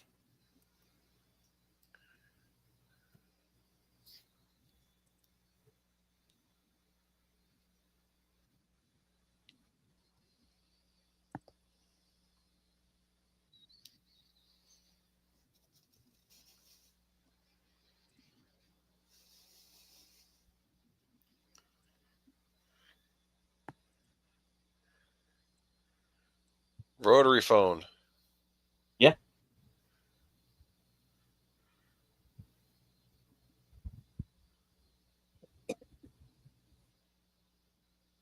You know, This is Chalfont Run.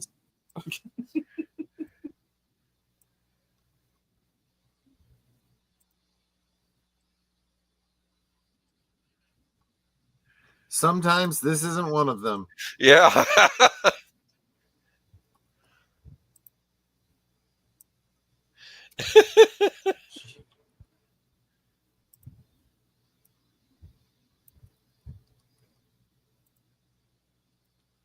Careful, that old woman might hit back. Right? Hi, oh there! Something on her!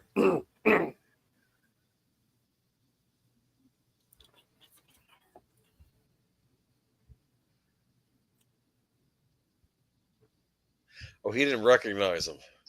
Yep.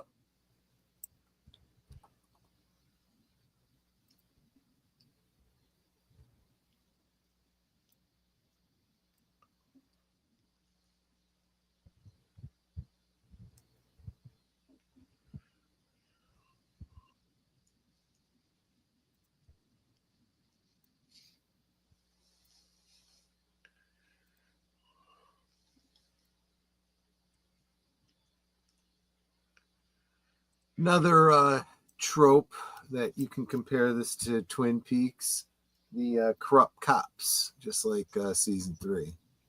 Yes.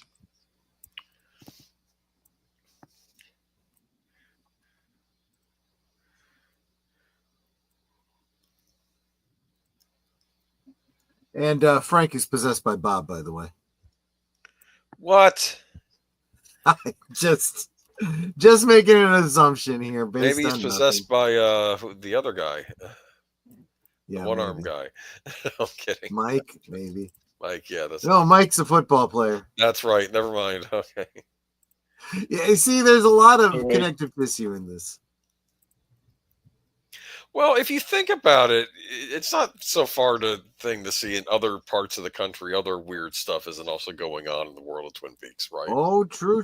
Yeah, I mean, Absolutely.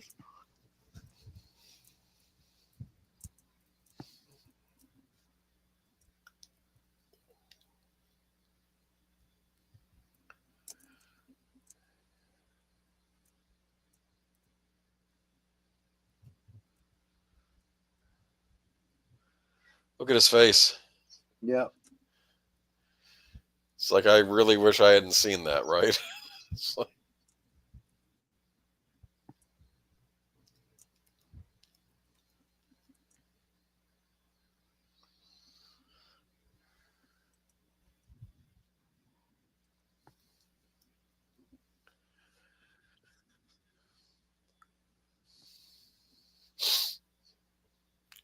But I'm going to become an FBI agent one day. Yeah.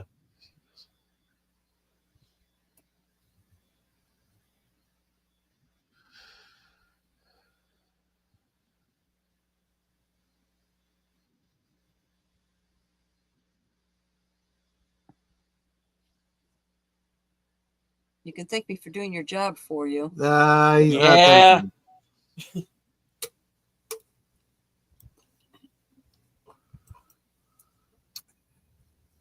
I'm not going to thank you for doing a job I didn't want done. what's she doing? Eavesdropping. Almost literally.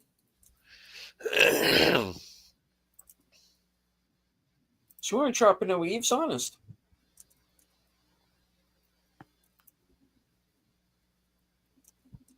I did hear a little bit about kidnapping and psychos and a little something about the end of the world, but you know. Hey, Wade. Good to see you. Yes, I'll be there on June 7th. I just put it on my calendar.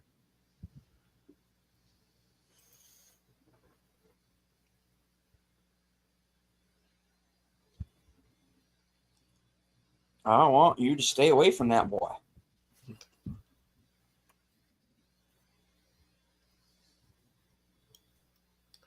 Ooh. Yeah.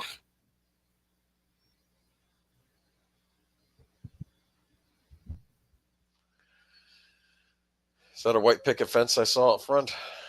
Yep. Mhm.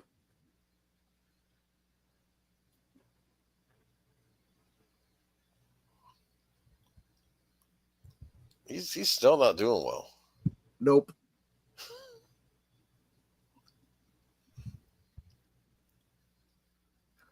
But then again, compared to most of the people we've been seeing in this town, he's probably doing better than most. Yeah. Just laying low, chilling out.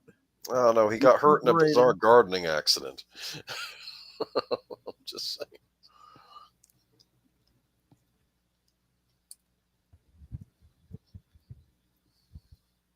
Why are the cops outside my house?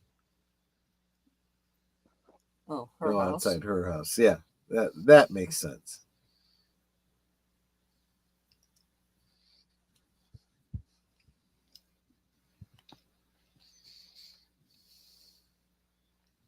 Apparently, he's a really fast healer because he doesn't even have the black eye or anything anymore either.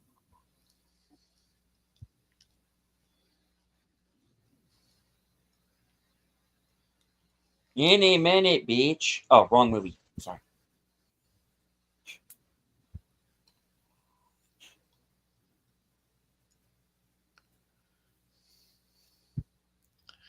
You know what I would do? I would say, "You're bad."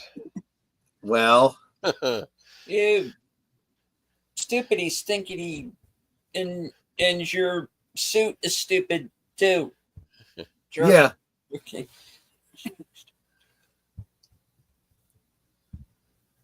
That tie is so 80s. Well, like you said, it's a mix, right? Yeah. You got a mix of styles in this movie. Police Detective Jim McKay over here.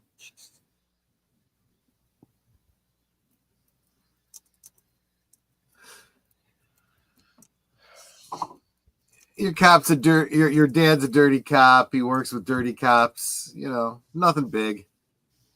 Well,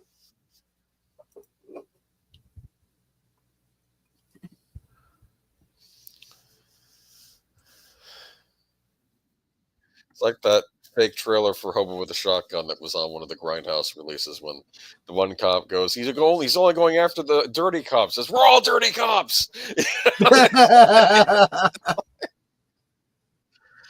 Uh,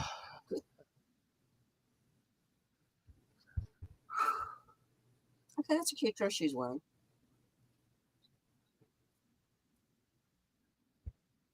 I never liked her haircut. She looks like a poodle.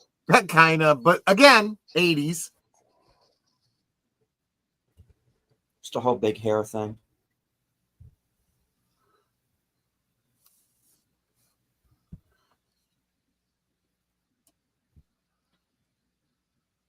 it's a dance.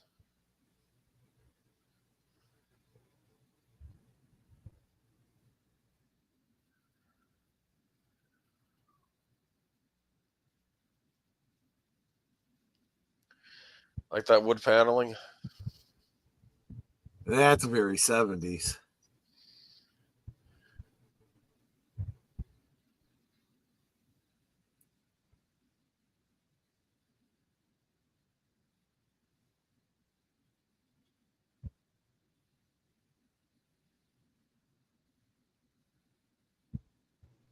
Obviously, Julie Cruz.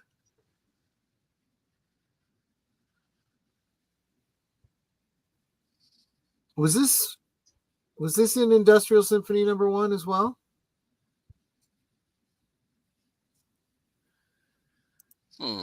I don't think so. I'm trying to remember.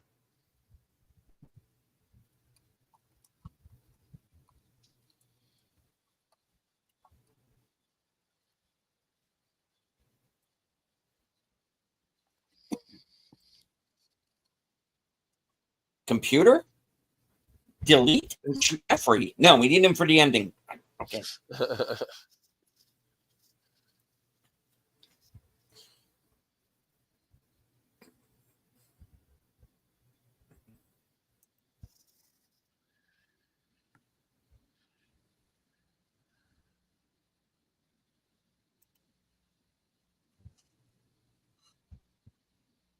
Okay, it was on Floating into the Night, so that's why I tend to okay. associate Yeah. it. Okay.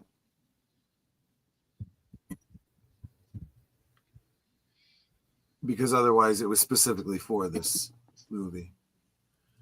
Hey, we're paneling the rest of the house tomorrow. Come by. Nobody light a match.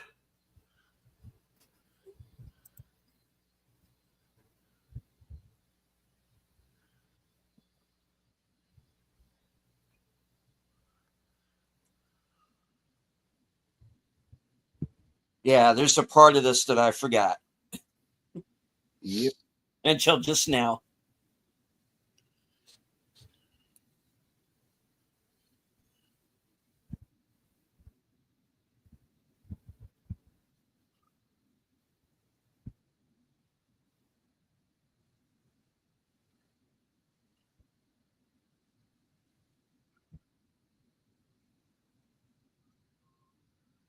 Hubcap. You remember hubcaps? Yeah.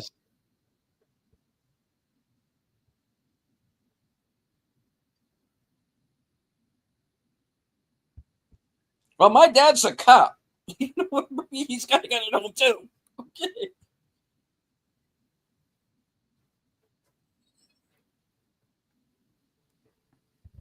Oh.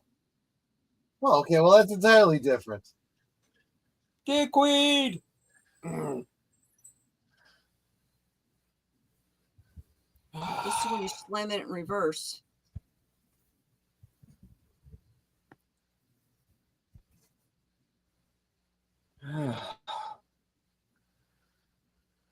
Oh, dude. Okay. Yeah. Oh, You Frank probably the present.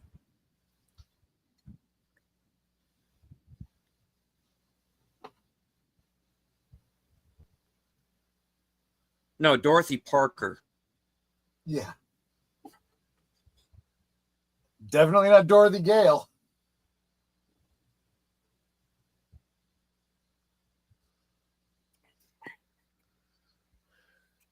Yeah, there's a lot more important things going on than whatever you got going on, little kid. Yeah. It's funny how he's Yeah. apologizing. It's like, just get out of my way.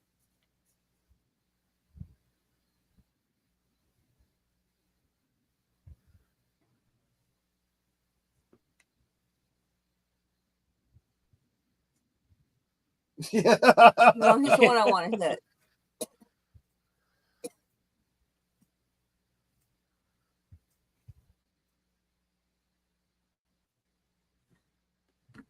It's like, how does she know your name?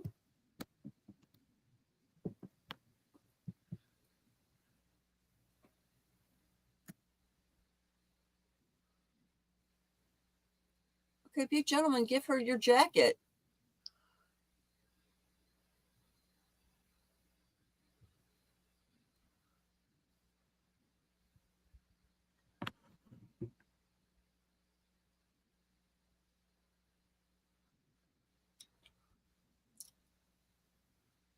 Okay. Oh, we know that look. Great.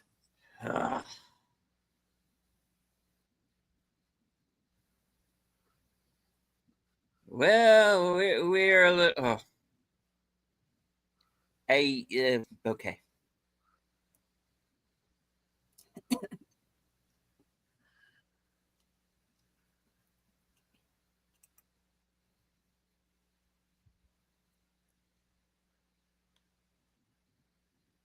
Yeah, you think? Yeah, maybe you're Don't right. even announce it. You should have done that already. Or just taking off your robe and hand it to her. Something.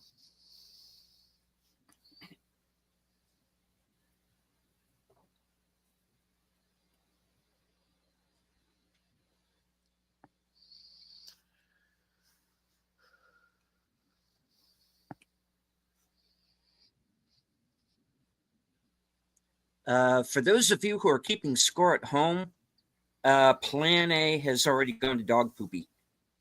Yeah. Mm-hmm. Oh, look at the chat. Yes, exactly. Okay, she's an ugly cry. Yeah, she is. Yes, ugly crier. It's an old-fashioned ambulance, right? Yeah. It can either be an ambulance or a ghost busting machine. Or hers.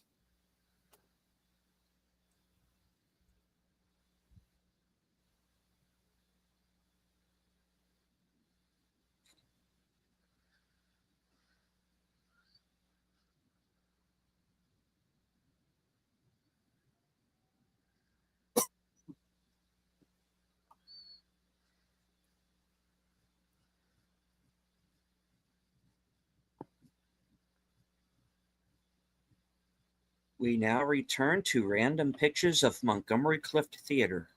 Yeah. Yeah.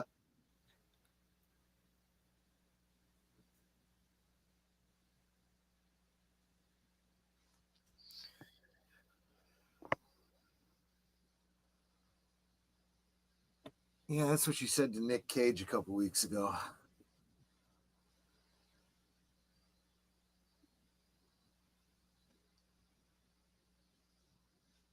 No, she's nuts. Couldn't you tell?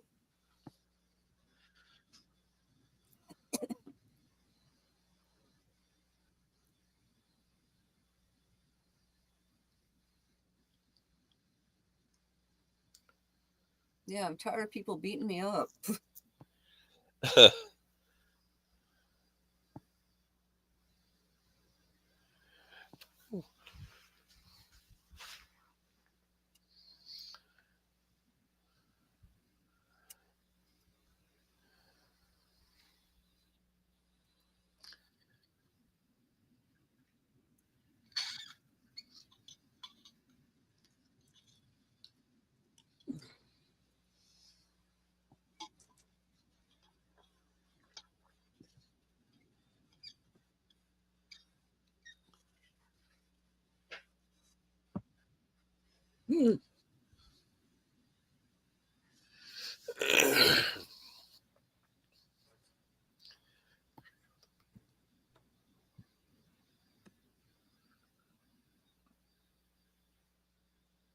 Dale Cooper killed the dream I dream.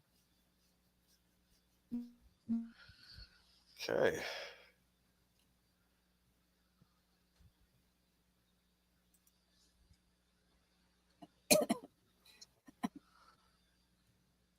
Forgot he still got a key. Wait a minute. What's that in the hall? Don't know. Uh, Didn't see it. It was too like late. a tank. It looked like a tank. A gas tank. Like a thing for maybe nitrous oxide. Oh, could be. Ooh. Yeah.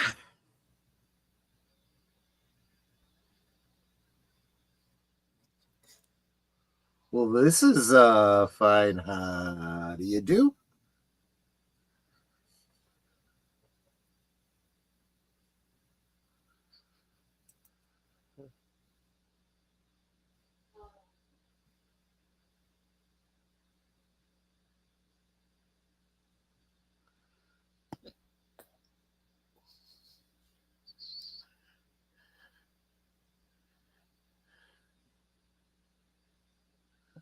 Well, all righty then.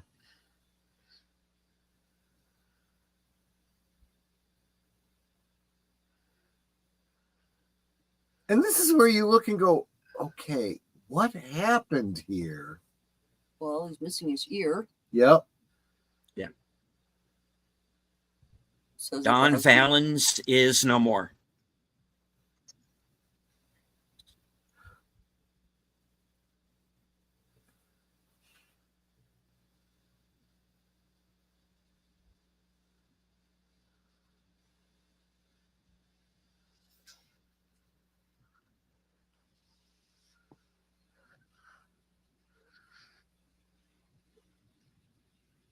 He got some brain damage, I think.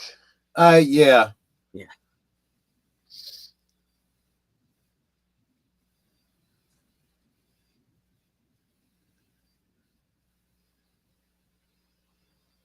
Where are they? And who's shooting at the cops? They're at Frank's place. Paul is shooting at the cops, I suspect.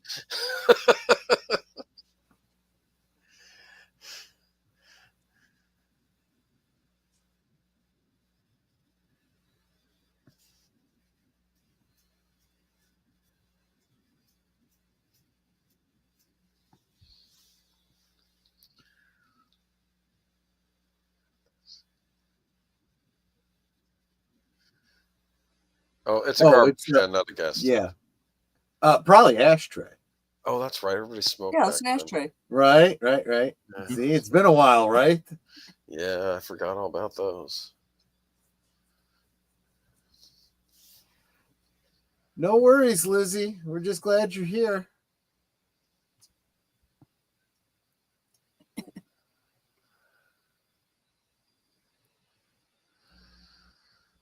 I believe there's a Criterion Blu-ray of this available, and it may be a DVD also. Cool. And if I remember correctly, for you streamers out there, I believe it is on HBO Max at present as well. Oh yeah, I think HBO. Yeah, we can call it HBO Max again. Yes, you were only allowed to call it Max. Right. Why, Waters? Why? You wonder why your junk status. I'm just saying. I'm just. And here's the third guy. And you need to get out of that stairwell and hide. Well, what he really needs to do is just go one floor up Yeah. from her apartment to the 8th floor, I guess. Oh yeah. That was dumb. Yeah, that was dumb. That's even dumber still. Dude, you wait for him. You got to ambush him. Pick up that ashtray and knock him in the head.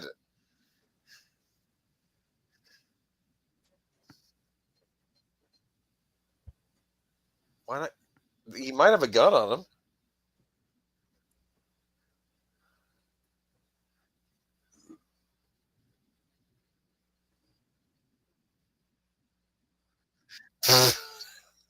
I'm sorry.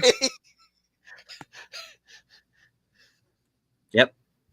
He's got a rodeo. He's not wrong. Right. It's a well-dressed man disguise. That's actually very clever. Now he's using his head.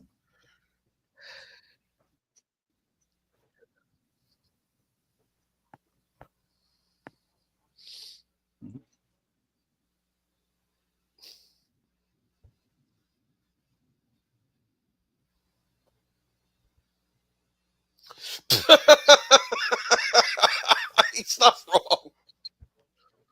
Oh.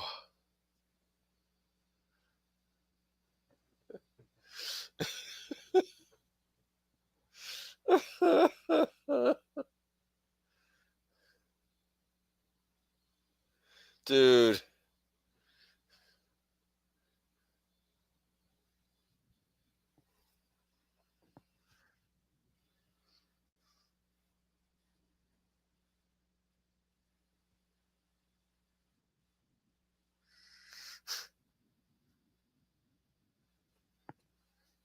You know.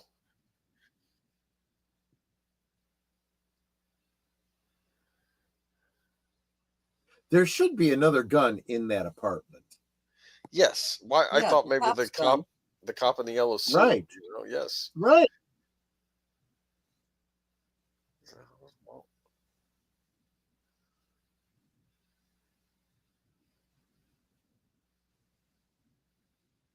There you go.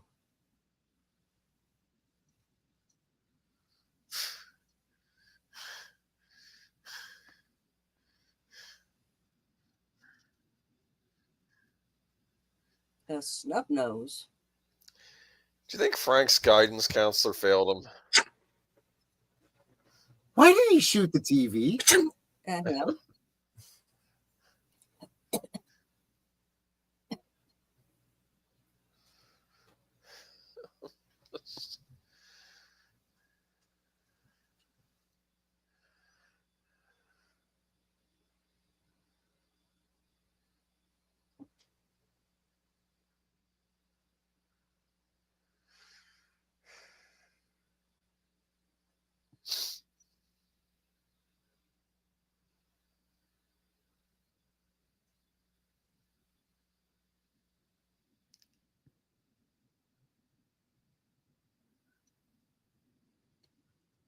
Nice shot. Yep.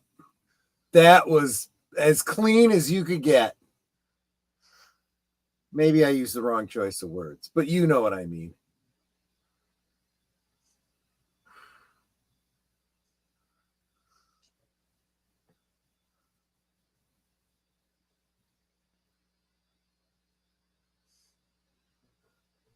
So it was what, 3 or 4 crooked cops, and this guy. I don't know. I think they're all crooked. No. I can't assume anything at this point. Ew. The lights. David Lynch lights. Yep. They literally put his lights out. Oh, right. Okay.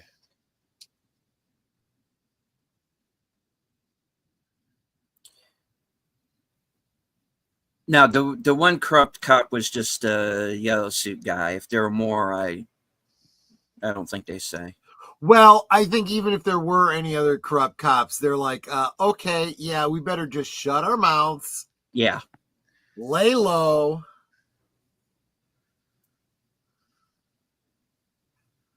What is that? And attached deer. Don't do that to me, man. I know, right? That's intentional, though.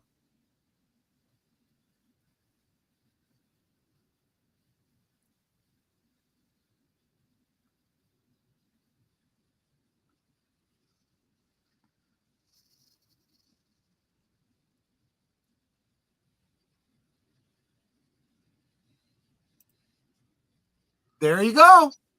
There's Flappy. Yep. Flappy. Wait a minute. Well, he's a little made up, you know. He's playing. Yeah. Don't get him canceled. He's playing a different breed A different of bird. species. He don't put on a costume. Don't get him canceled. It was a different time. Yeah, you could. Yes.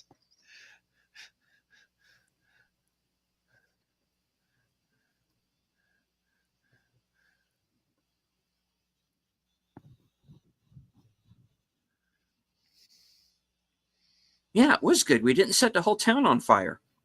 Right. Grandma gets to keep her Always. house.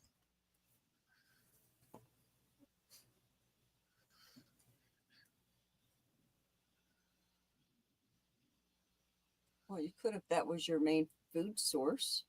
You will eat she-bugs. What are we having for lunch? Shrimp.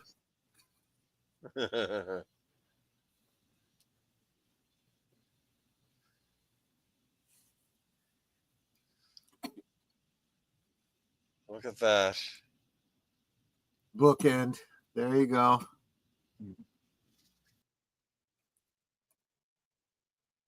And we just lost Boomer. Oh.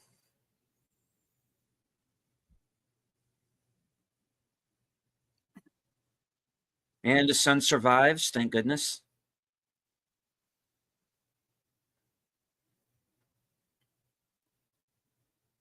As implausible as that seems. So she got her kid back, but her husband's dead. Yeah. Yeah.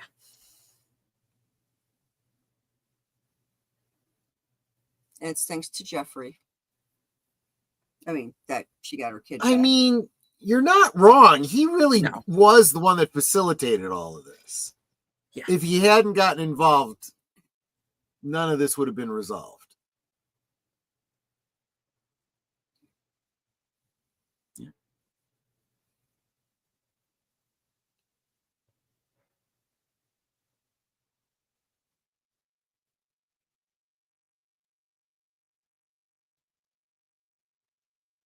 There you go.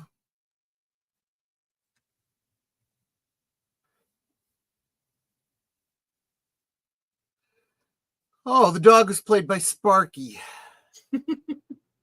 What about the bird? Who played the bird? Does it credit Flappy? Doesn't even credit Flappy, no. It was an Hello to, uncredited role. Credited role for Flappy. Hey, Hello to, Drew, good to see you. If you were Drew. That kid would be better off if he got adopted. Well, the mother is not the problem. The father getting mixed in with Frank was the problem. Yeah, but let's be honest. She's probably still a little bit upats.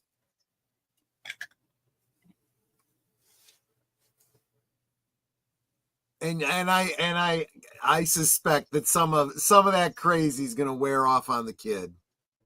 Justice for Flappy, absolutely. Do you know how this movie did? Like box office? Let me look that up very quickly.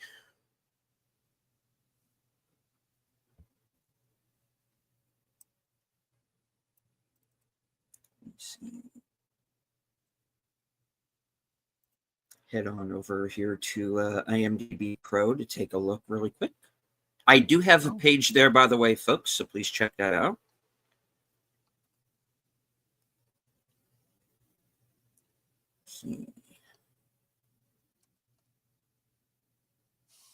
And after all this is over, if you stay tuned to, at least I know on both mine and Troy's channel, you will be redirected to Blake 7.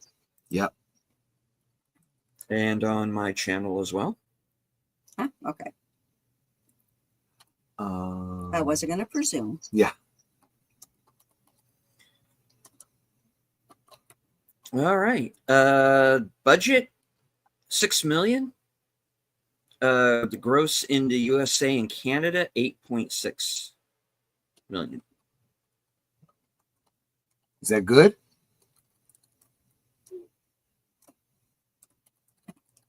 It's not bad. There you go. It's not great, but it's not bad. Let me see if they've got a worldwide down here.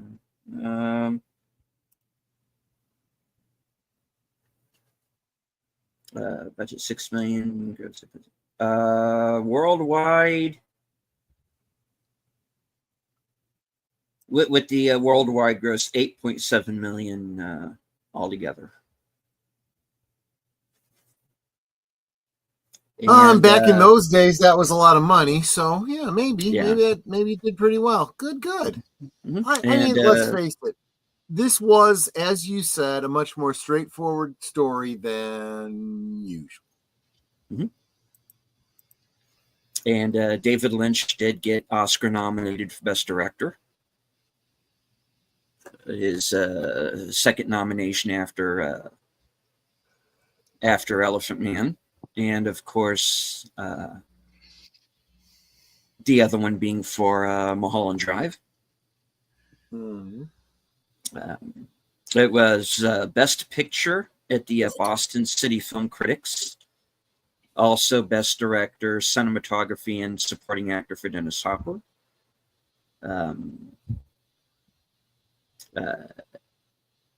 Independent Spirit Awards that year. Nominated for a screenplay, cinematography, director, best feature. Dennis Hopper and Laura Dern were nominated, and Isabella Rossellini won. There you go. Nice. Yeah. Best Picture, National Society of Film Critics, as well as director, cinematography, and supporting actor. Nominated for a Writers Guild Award. Yeah, so it actually it did clean up at the awards. But what did Leonard Maltin think? What did Leonard Maltin think? I know this was in one of his big books. Oh, I'm sure it was. I could probably find that. Let me see. Did you ever have the Leonard Maltin Guide to Movies, Troy? No. It was like this big book of just filled with movie reviews. It's like a reference book. Well, okay. Now we have critic lists. He once said of Olivia Newton-John, I believe in Xanadu, that she has no screen presence. She has no screen presence. Okay, so in other words, it's a completely worthless book. And my dad got very angry at that statement. Good. I like your dad. He had a comment to say about Leonard Maltin. I won't repeat on air here. I'm just saying. There was a running gag on Mystery Science Theater 3000 that what was it? Some movie they were watching, I think, got 2.5 stars from Leonard Maltin. And then they're like, oh, and they're looking at all these movies that Leonard Maltin gave 2.5 stars to. Yeah. Like, I think the Great Santini. Did he give 2.5 to Amadeus? I think he did that. Yeah, like I think he did. Okay, All you're doing is telling me all the more reason why this guy was a bumblechuck, and I don't care what he He thought. was Yeah, he was a well-respected Bumblechuck because he wrote these big books that had all the movies in them.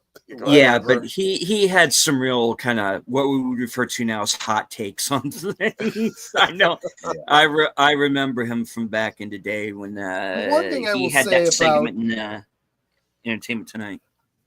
The one thing I will say about Roger Ebert, at least when he gave a hot take, as time went by, he'd go, yeah, okay, I've kind of changed my mind about this, you know? Like, maybe I gave it a thumbs down before, but now, yeah, maybe I was wrong. Boy takes down small town crime syndicate. Yeah, pretty much.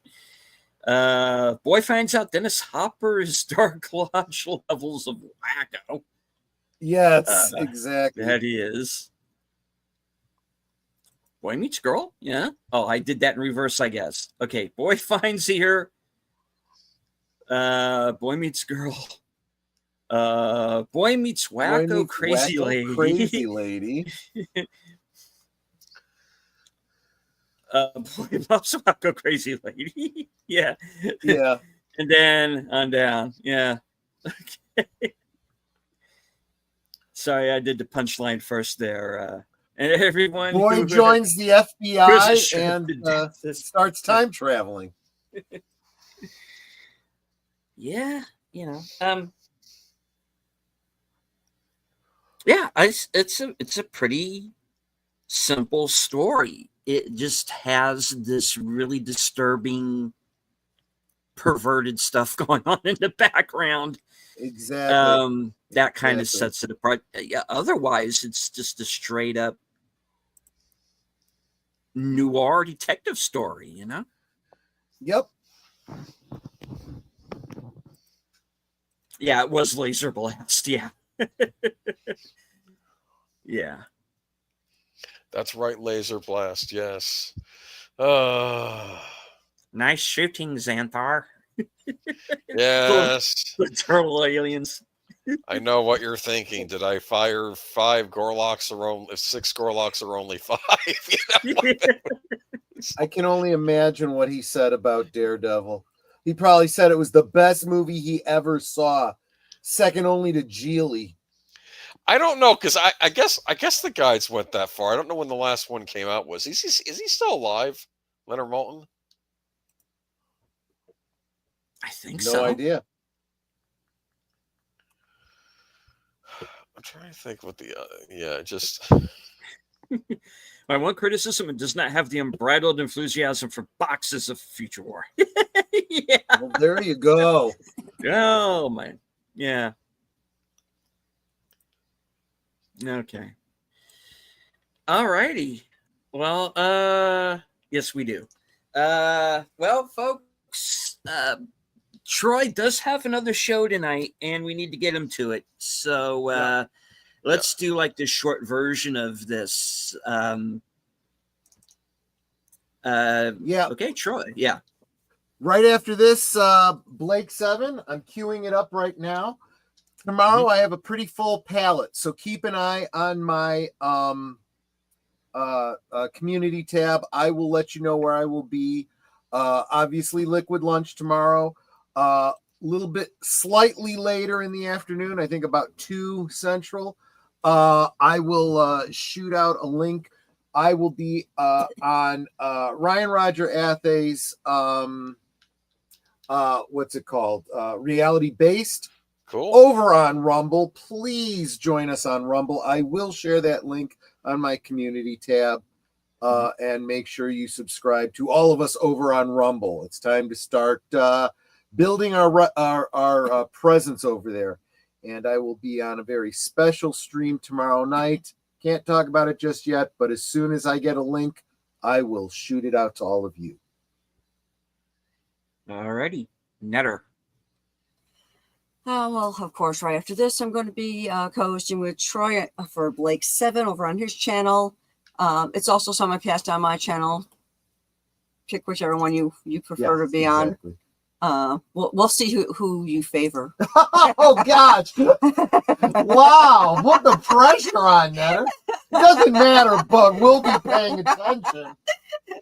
On Thursday, my special guest will be Last Call with Troy Pacelli. We talk about his channel and some changes that have been going on. You'll want to stay tuned for that. Although, if you were on Deleted Scenes channel Sunday night when Troy was interviewed, then you already know what this is about. Also, Liquid Lunch on Monday, you know what it's about. But you know what? For those of you who may not have heard the news, come into Thursday Things and you will find out what's going on. Yep. Let's see. Co-hosting with Troy Friday night on Last Call. Saturday we'll be over on Big L's channel for, what's it called again? Inner Space. Inner Space. That's it. All right, Boomer. Yeah, I'll be on Friday night, Last Call with Troy Pacelli here. I think we have a topic in mind too, but I don't know if you want to share it just yet. Yeah, as a matter of fact, I've got some articles. Would you be willing to put together a slideshow like we do for Geeky Geezers? Is it about what we talked about Sunday? Yeah, we can Yes. put them together. Yeah, just send them to me and I'll send them to me over email. That way I can separate them from the usual stuff. All right. Okay, that makes sense. Good idea. Okay, we'll do that. On Sunday, we'll be doing Geeky Geezers as usual, where we're going to have some unfortunate news about the Batman Forever extended cut rescreening that apparently the kibosh was put on that by Warner's. Was it? I completely missed that. You may have sent that to me and I didn't see it. Yeah, just Warner's. You guys got to start doing better. I'm just saying. I mean, what do I know, though, right? Yeah. All right. Anyway, I'll be that me for that week. Yep. All right, and of course, short version. I'll be joining Outlaw Bill for a action theater at its returning to its regular day and time, Thursday at 4:30.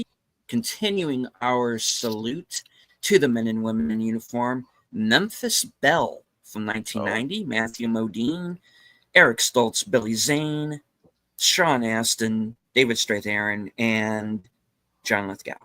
And of course, right after Thursday Things, coming attractions, and I'll let you know what the rest of the schedule will be.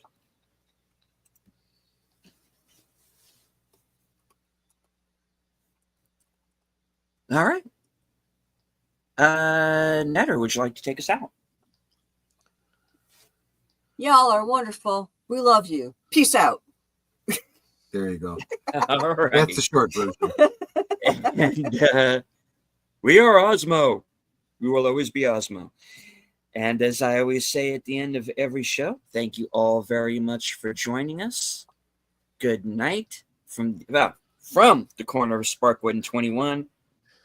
Good night. Take care. Stay strong. Be safe and healthy, because this is how we win.